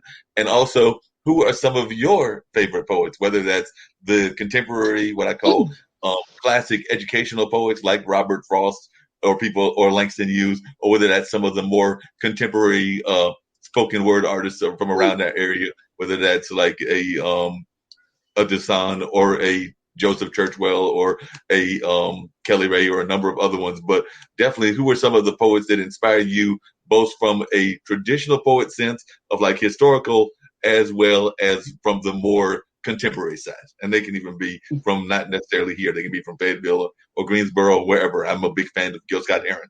I thought that he was an amazing poet, but I was just wondering your thoughts on everything. Yes. Can anybody be a poet? I think that if they try hard enough, they can be. I'm not going to tell anybody, like, we don't yuck nobody's yum. You can be what you want to be, you know. Now, will I feel it? When that's the difference. That's like the magic touch. Like when they say something, will you be able to feel like that's what they've been through? Right. Like, will your spirit jump and leap at every word? That takes something else. That's something else. It takes time to get close to that. Mm-hmm. But if you born with it, if this is what you was born to do, it don't matter what you say. Everything gonna shake and shimmy and magic sparkle dust everywhere. That's what you want. That's the sign of a poet for me. If I see the fairy dust everywhere, I'm like, oh, I love them. and poets that do that for me or your Megan Rickman. I know she got a different last name now, but y'all look her up underneath her unmarried name. She got videos out there. Megan is amazing to me. Desan is amazing to me. I personally love Gil Scott. Mm-hmm. I love Langston Hughes. And a little more modern, I'm trying to think who else. There's so many people. There are so many people that just do that for me. And there was a young lady that I just saw her video. It was beautiful. I don't remember her name though. But I meet poets all the time, and it's just an honor to be able to be around them and listen and talk to them, or just look at them from across the room and smile, and that be the only interaction. I'm just happy with that. But yeah, for me, my number one is Megan. Wow.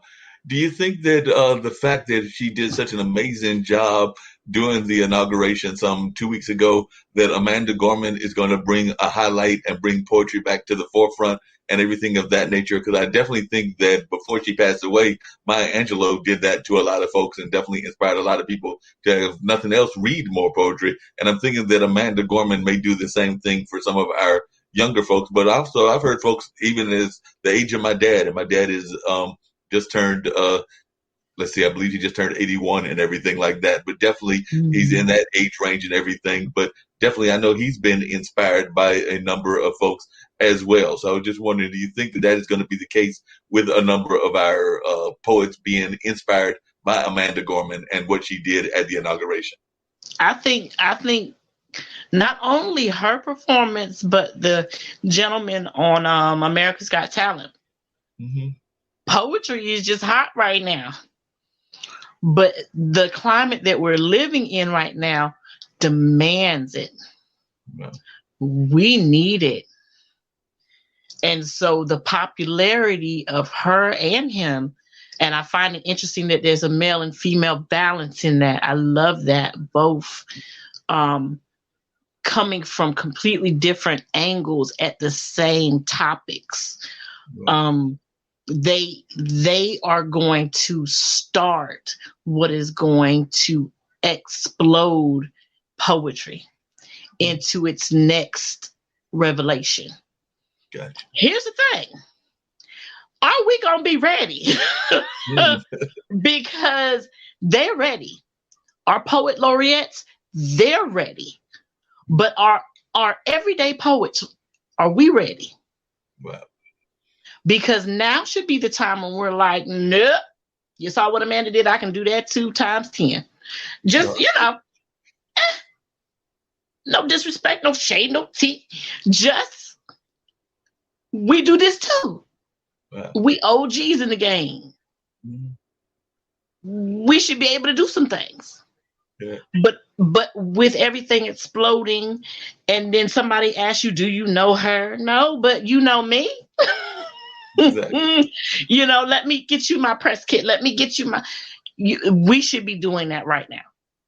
Well, we should be able to use them to pivot our promotion and our position off of right now. But a lot of us still can't even do that. Wow.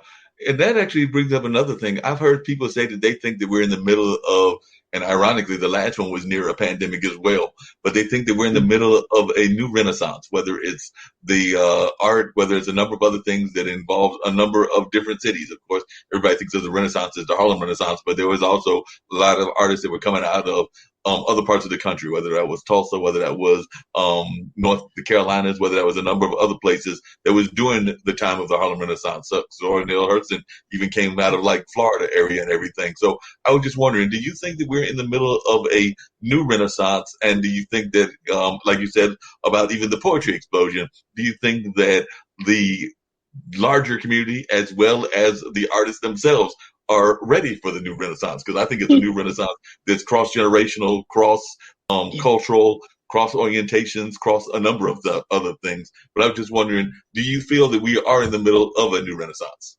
I think we are. I think maybe not necessarily in the middle of it. I think we're at the beginning of it. Wow. I think after everything we've been through with the pandemic and with the last administration, I think a lot of artists were a little more timid. And I think now is the time when we exhale. Now is the time when everything is going to come out. This is going to be, I think, probably by mid-year to the end of the year, you're going to start to see the serious. Now, we saw the comical pieces. We saw the funny things. But we're going to see the serious take on.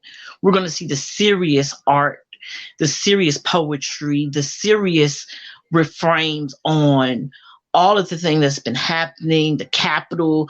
There is art generating in people right now that has not been stroked by brush, has not been written by pen yet. It just hasn't settled yet. Yeah. But when it does, and it will, it's going to be amazing to see the take from all generations on the same topic. Wow.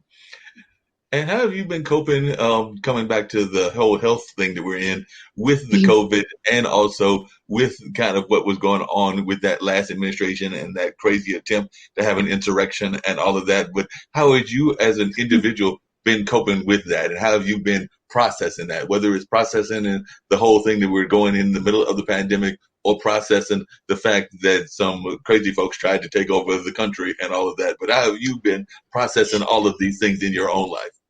Ooh, at first I was a little beklempt. And then I said, wait a minute.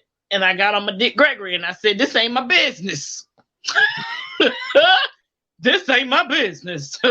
So I just kind of focused on myself, focused on, my daughter, focused on my family, and try to stay strong and focus on what we need to be focused on. Because sometimes that outside stuff is really just not a distraction for you, but it can crash and burn everything you're trying to do. So I just stayed uber focused on what it is I'm working on, making sure that I attend the workshops I wanted to attend, making sure that I did my artist retreat like I wanted to do, making sure whatever it is I wanted to do, making sure that I did it. And I did it in excellence, because everything else can crash and burn. But if I did what I was supposed to do, I can have some peace of mind. Yeah. And now you take that any way you want to. A peace of mind or a peace of mind. Gotcha. That makes a lot of sense. And I know a lot of folks have been having that same kind of reflectionary attitude and just trying to cope any way that they can and all that. Have you been doing a lot of shows during the whole pandemic? And if so, how have you been doing them? Or have you been, like so many people, just doing the virtual space? Or have you actually had a chance to do spaces in limited performances? Because I know that in certain places, certain bars were opening and they might have like 25 people. They definitely were not the same packed houses. I know Haiti has been pretty much shut down for several months, but they have been doing those virtual performances and a number of other kind of things with limited audience. So how have you been performing yourself, and what is your hope for 2021 in terms of performances? Okay. So for me, I have started with that very first night I found out that we was in COVID. I had a one-woman show. It was a limited audience. And from there, I went straight to Zoom. And this is what I want to say about that. A lot of people have such a negative attitude. I appreciate the negative, but can we switch it up, please? Right. Because a lot of people have downed this thing so much that they have not thought about all the creative possibilities that come with it. Well, I started doing an artist retreat every week I started doing it every day, but then I was like, wait a minute, this a lot. So I did it every week, every Friday. And what I would do was I'd set up my Zoom to be like a spa. Okay. And we would leave the outside world outside for 2 hours. And then after that, you can do what you want to do. But we would be in there painting, drawing, making jewelry, creating. Here at the end of the year, I took a break for about a month. I said, okay. And I just bought it back. And I was able to bring it back on a different platform. So I am super excited about doing my show and other shows on this platform and actually just being creative.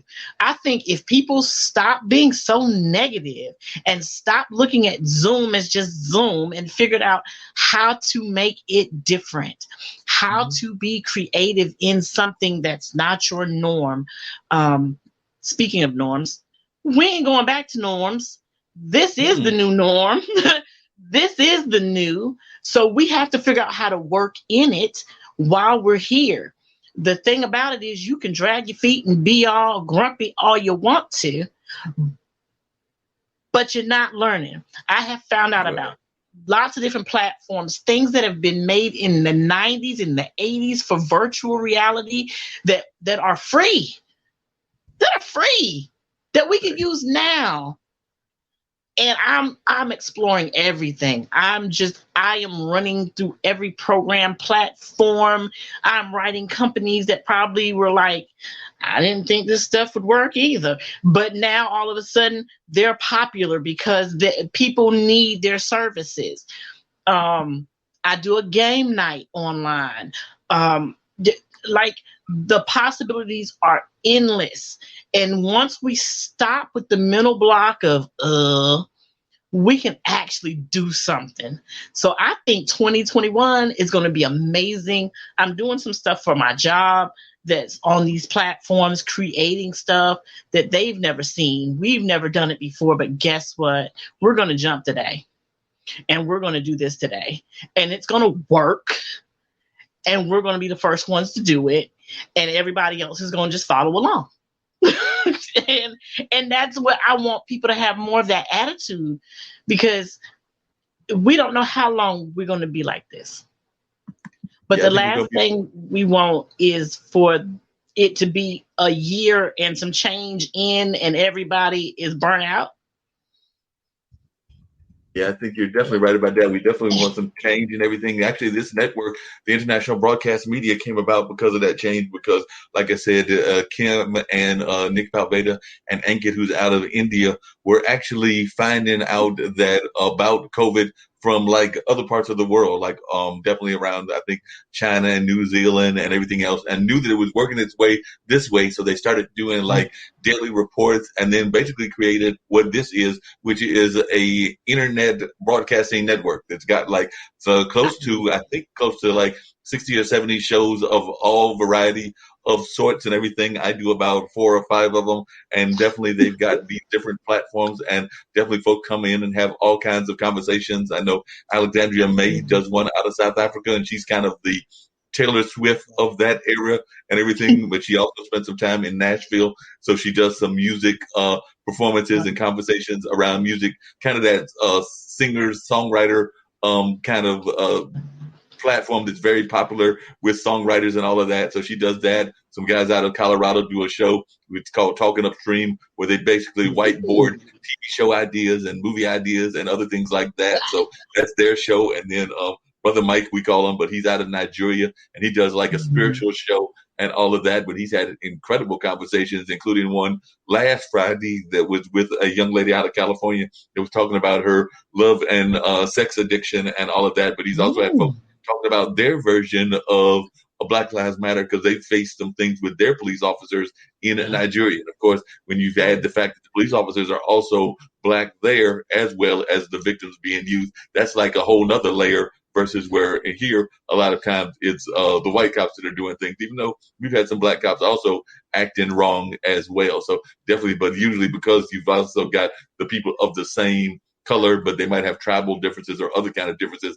It adds another kind of complexity to it. So that's just some of the shows that exist. There's also one that my friend Jatovi does. It's called Gamers Den, and that's on Thursdays, and that's about the video game industry and all of that. So they're doing all kinds of great shows, and the folks with Shoe Crazy, they do a show about wine because they actually have a Shoe Crazy wine, and then a show on Thursdays is about education and about the importance of education, and it's called Learning Unwrapped. So they actually explore just kind of like about the whole education industry, mostly here in the United States, but they do explore it on a global aspect as well. So right now it's mostly been conversations around what's happening here and all, but I think that you would definitely enjoy it. And we're going to have to see about get some of those workshops that you're doing on this platform, as well as, of course, having you do some of your other things on this platform as well, because I'm always recruiting new shows for the network and all of that. So I know that you're an amazing lady and that you can do some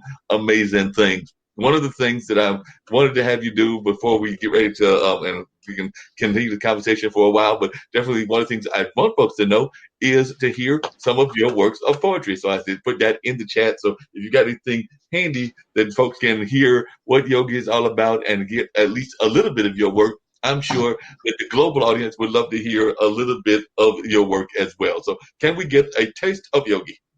Yes. I'm going to give you some fresh ink. Okay. From a workshop.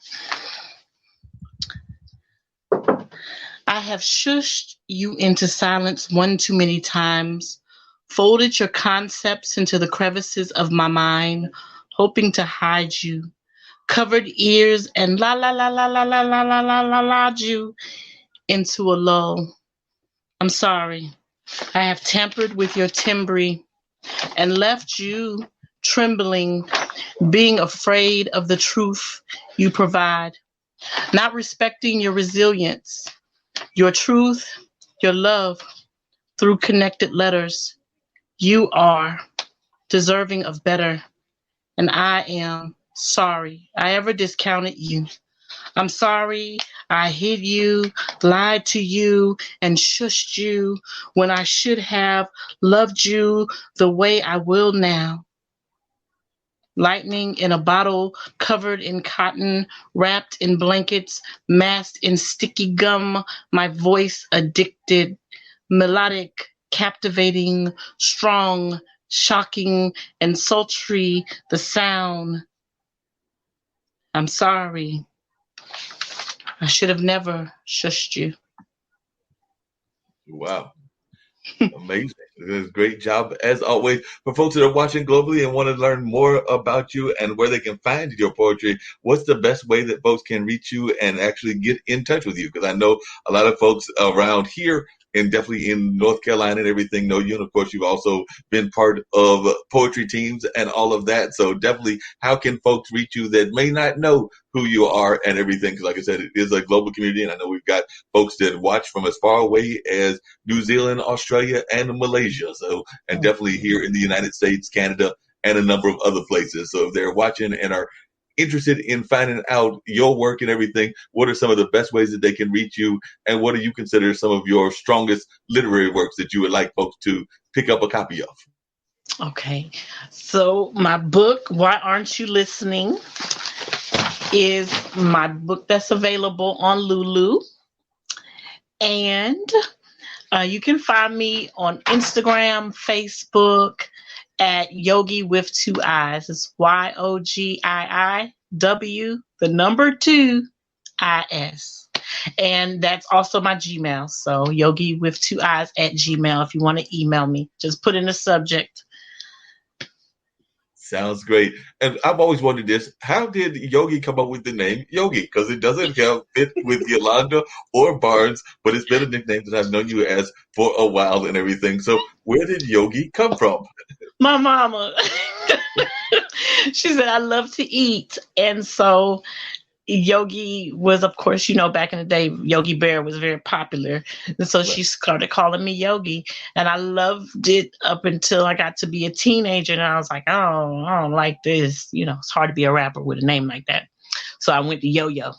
But then Yo-Yo, of course, was a rapper. So I changed it back to Yogii. When I got older, I wanted to define myself.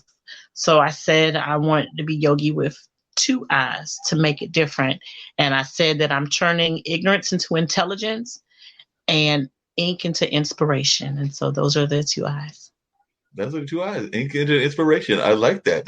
Didn't know that. So now we know that that's what that all stands for. And yes, I do remember Yogi Bear, and Yogi Bear was definitely very popular and everything along those lines. Do you ever think that you would ever go back? Because we had a guest on one of our other shows not that long ago that was involved in the rap industry and was actually in that whole 50 set, and definitely would be considered getting up in the age range and everything, but they are still active in the rap industry. They're actually part of one of those famous West Coast cliques and all of that. But do you ever think that you would ever go back into hip hop or rap, or is that part of your life something that you've already set aside? Or do you think that you would ever get back into the hip hop game?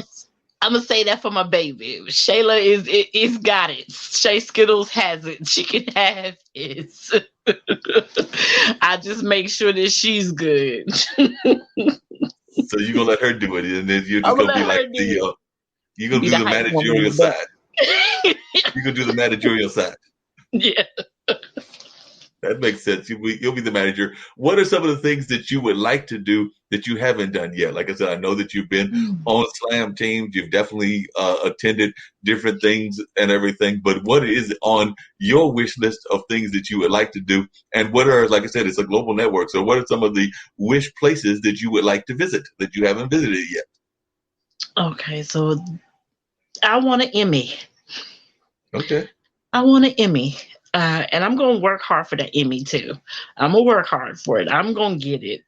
I can also say I want to own a building, nonprofit, found the building already, for artists and creatives to come to work, to commune together in a space where they can grow and learn and workshop. And the building will function every day of the week in some shape, form, or fashion. It's all written down. I got it written down. And the places I would like to visit would be mostly islands, the mostly all of the islands, because I just need a vacation. And any island will do at this point. She's like, I'll take Jamaica, I'll take Trinidad, I'll take Cuba, as long as it's an island. I'll take Australia. Australia's a very big island. I'll take New Zealand. As long as it's an island, you don't care where in the world it is, as long as it's an island. I just need an island.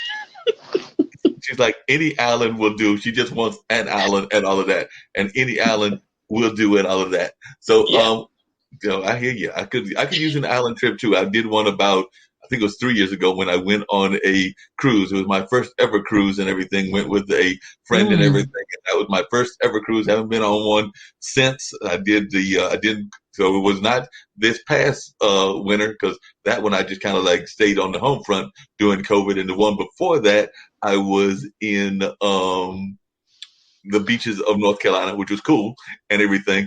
And then the one before that was Las Vegas. So we're talking 4 winters ago. So it was 4 winters ago was when I did that cruise and everything. So I think I'm due for another cruise of some sort or another. So I don't know where that cruise is going to be, but I'm due for a cruise and all of that. One of the things we do, and I'm going to wrap everything up, is we have this thing called of course, this is the online dinner party. It's what I do every Wednesday and everything. I've got, like I said, 3 shows that I do, actually 4 that I do regularly.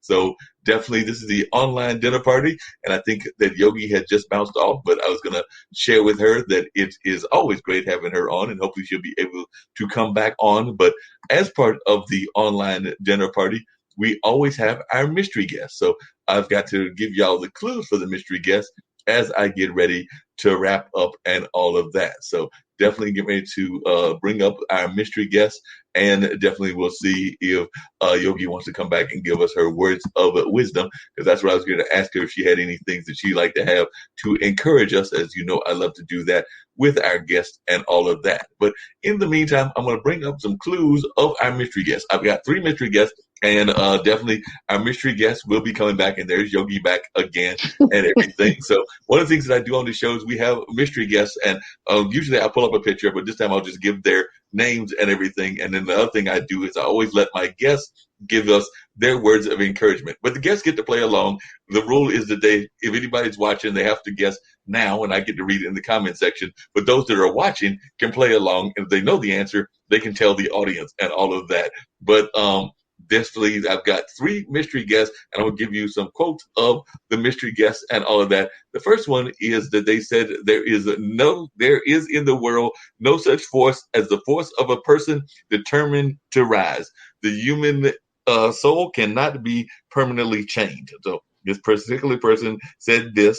They also said, strive for that greatness of spirit that measures life not by its disappointments, but by its possibilities. So that's one of the things that they said as well. They also had something that they said about you ladies, which I agree with. They said there is no force equal to a woman determined to rise. So this famous person said that about women. And they also said children learn more from what you are than what you teach. So they said children learn more from what you are than what you teach. And they also said we must complain. Yes, plain, blunt complaint, ceaseless agitation, unfailing exposure of dishonesty and wrong. This is the ancient, unerring way to liberty, and we must follow it. And they also said education must not simply teach work, it must teach life. So they said that about education and all of that. And they also said to be a poor man is hard, but to be a poor race in the land of dollars is the very bottom of hardship. So that's some of the quotes that they said and all of that. And they also said something about race relations. We talked about it earlier. They said, I believe that all men, black and brown and white, are brothers, varying through time and opportunity, in form and gift and feature, but differing in no essential particular. And here's what they said about art.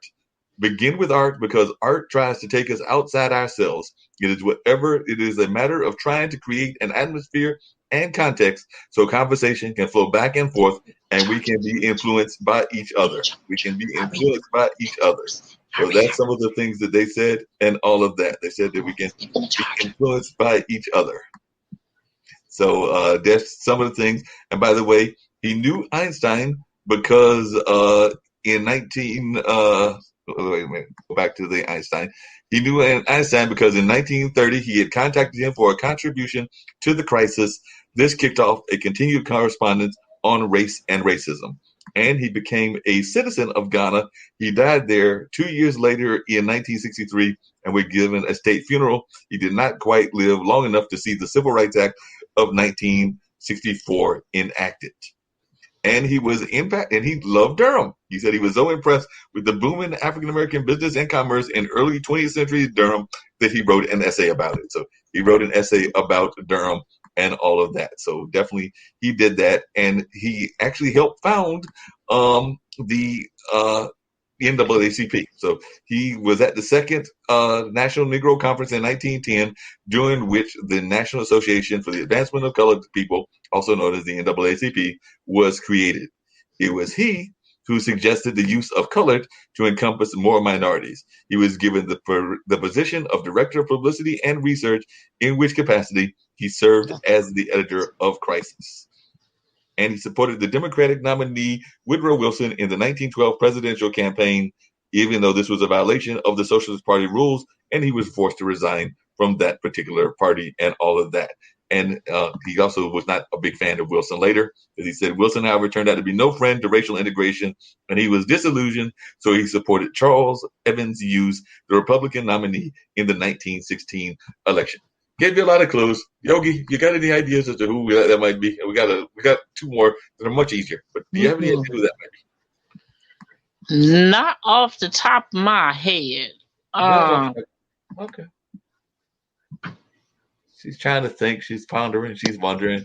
What is your own thoughts of being and the importance of being a mom? You talked about relationships. I know you're very close to your daughter and all of that. So I would love to hear you talk about the importance of being a mom. It's so changing of your life. I'm trying to get her to get me the charger right now because I'm on 2% and she acting like she can't hear. It changed my life. my daughter was a preemie, and she was born October 29th, and I didn't bring her home until February the 13th.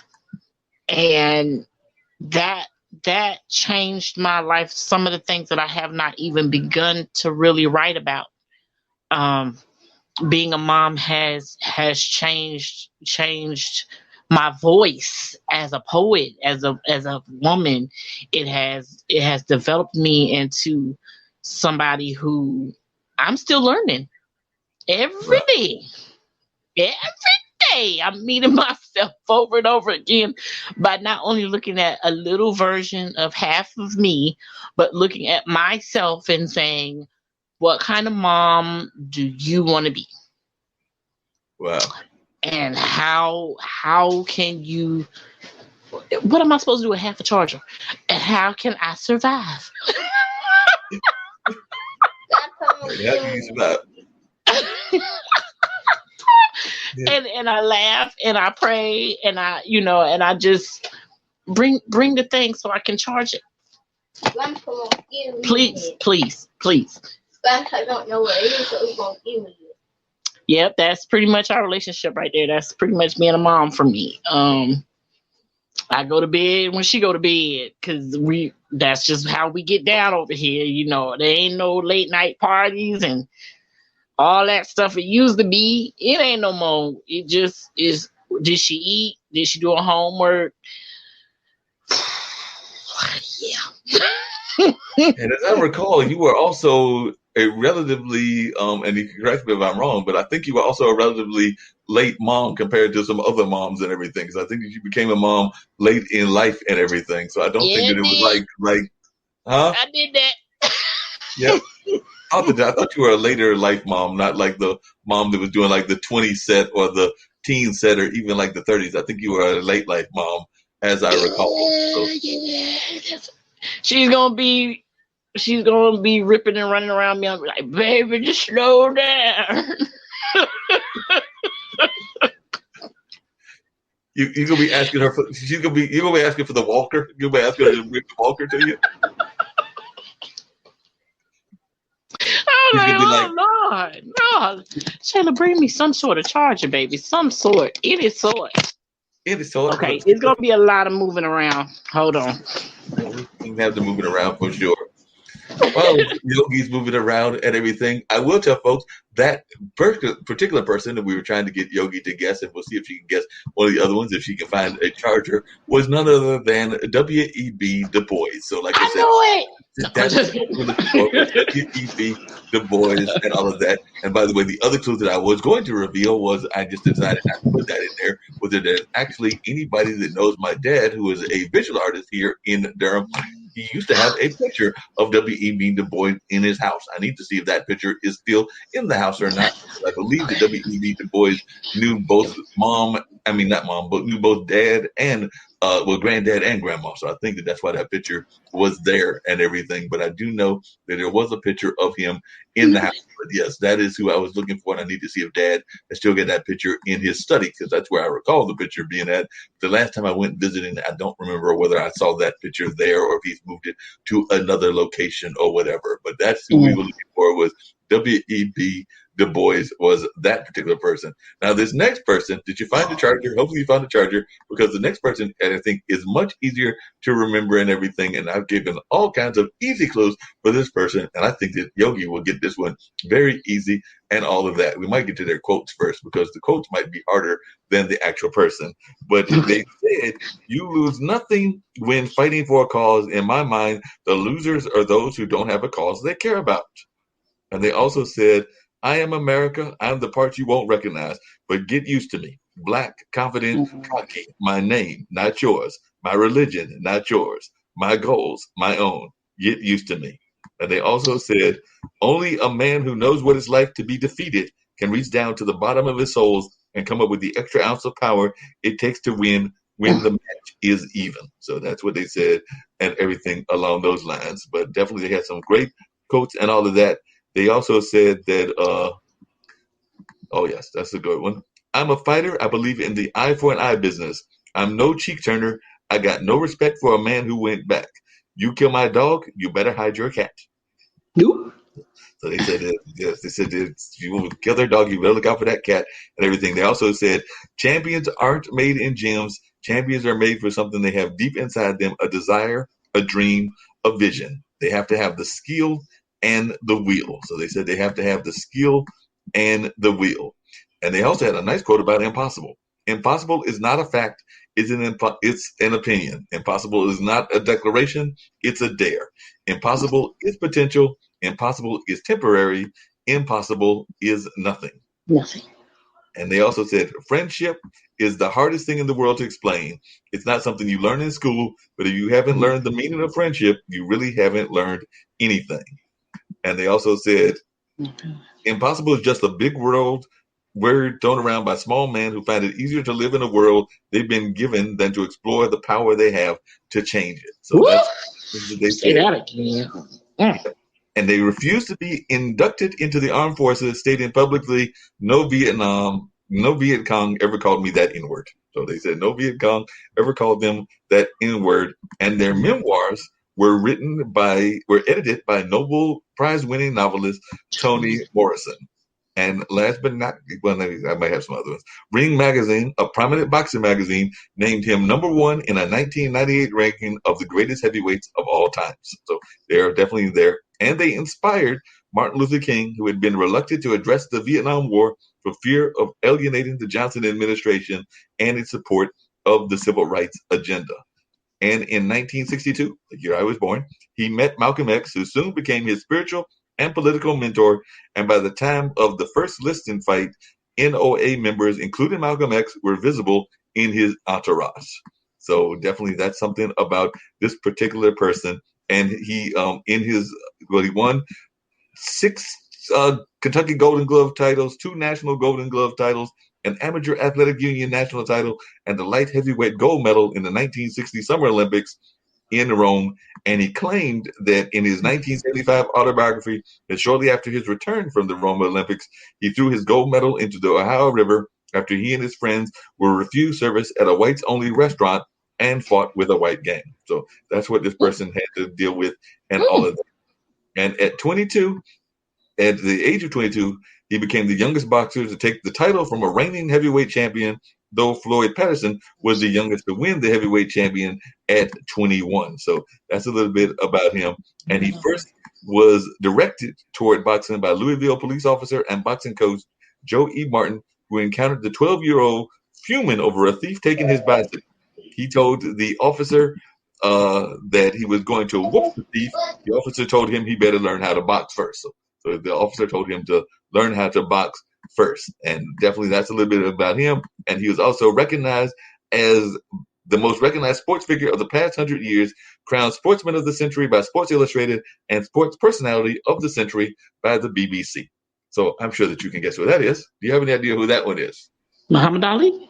That would be Muhammad Ali. Very good. Yes, she got Muhammad Ali. That's Muhammad Ali. And I knew the W.E.B. Du Bois because earlier today I saw something where it said he graduated from Harvard, correct? Yes, he did. And he said they asked about how he felt about graduating from Harvard. And he said that Harvard pretty much should be glad they had me. Exactly. Harvard should have been glad to have him. So yes, you did really well in that sense and everything. And our last one is a historical, because we always try to have at least one or two from the United States and then one international one. So this time I went back in the world of history and all of that. So apart from her beautiful name, she was in fact considered one of the most beautiful women in Egypt. One source even suggests that she might have gotten a facelift to make her beauty more glorious. And King Tut's wife, was her third daughter. She served as a queen of the 18th dynasty of Egypt. Strangely, Tut and his wife shared the same father, therefore they were siblings. And she had several titles. She was given several glorious titles, including Great King's Wife, Great of Praises, Sweet of Love, the Lady of the Two Lands were some among her many titles. So those are some of her titles. And her husband was known for converting Egyptian religion from polytheism to monotheism. Priests at that time accepted sun, circle, as deity, calling it Atan or Aten.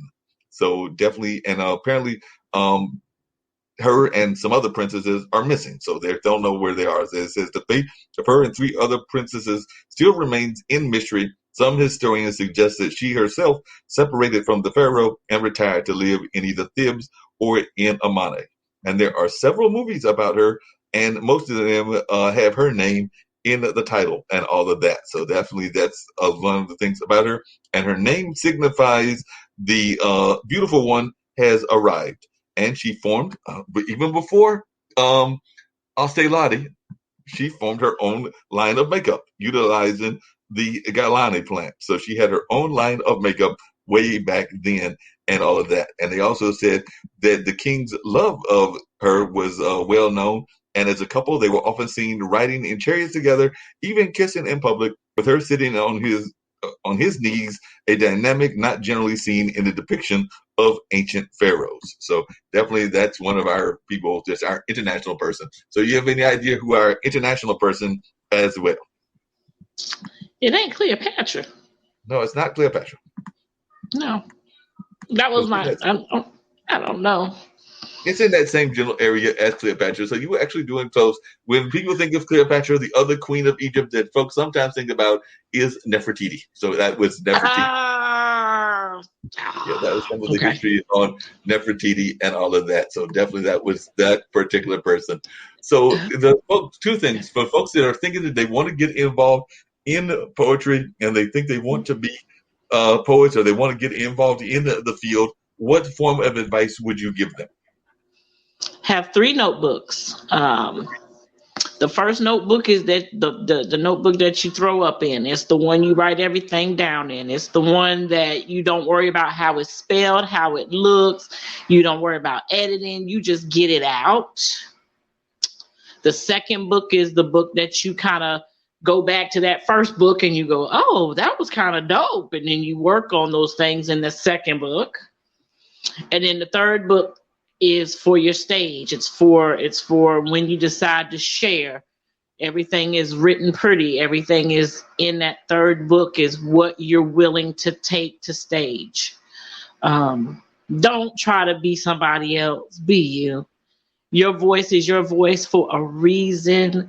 Don't worry about who gets more attention. You will get the attention that you are deserved from what you have to say when you use your authentic voice. It's cool to get ideas from other people. It's cool to collaborate with other people, but know who you are first as an artist is key. If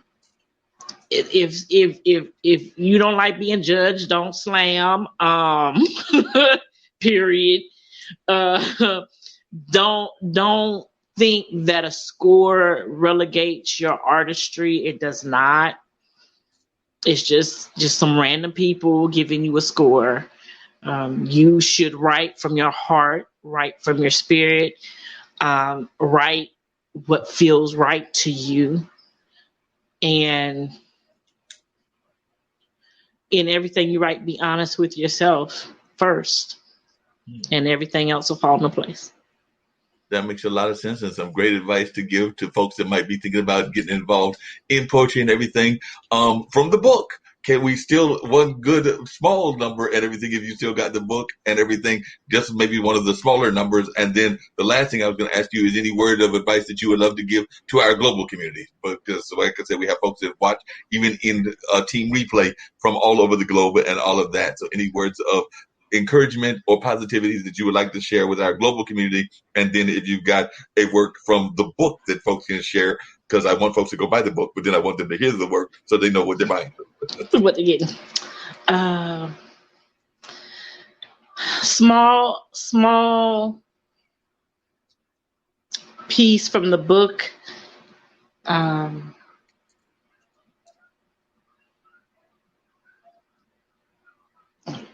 Brain fart. That happens from time to time. Global peaks. I lay prostrate daily, giving sun salutations to my inspiration. He has infused his essence in me. 9 months of his glorious divine divinity, a moment in serenity, and to this day he's still blessing me. Beyond my wildest dreams that I acknowledge he creates. See, there's no room for discussion or debate. I lay prostrate as he makes the road straight. He has the prayers set up, return to multiply mine and all the ones around me needs, and I keep thanking him for his influence. And when it's hard for me to hear him, I call on him to make me strong again. See, this poem is from my inspiration to my inspiration as I lay prostrate in his glory. That's that piece. Advice, my global peeps. Embrace, love, and keep doing what you're doing. The world is a lot smaller now, a whole lot smaller than it ever was. And we all are of one big family. So, welcome home. Definitely great thoughts and everything. We are definitely one big family.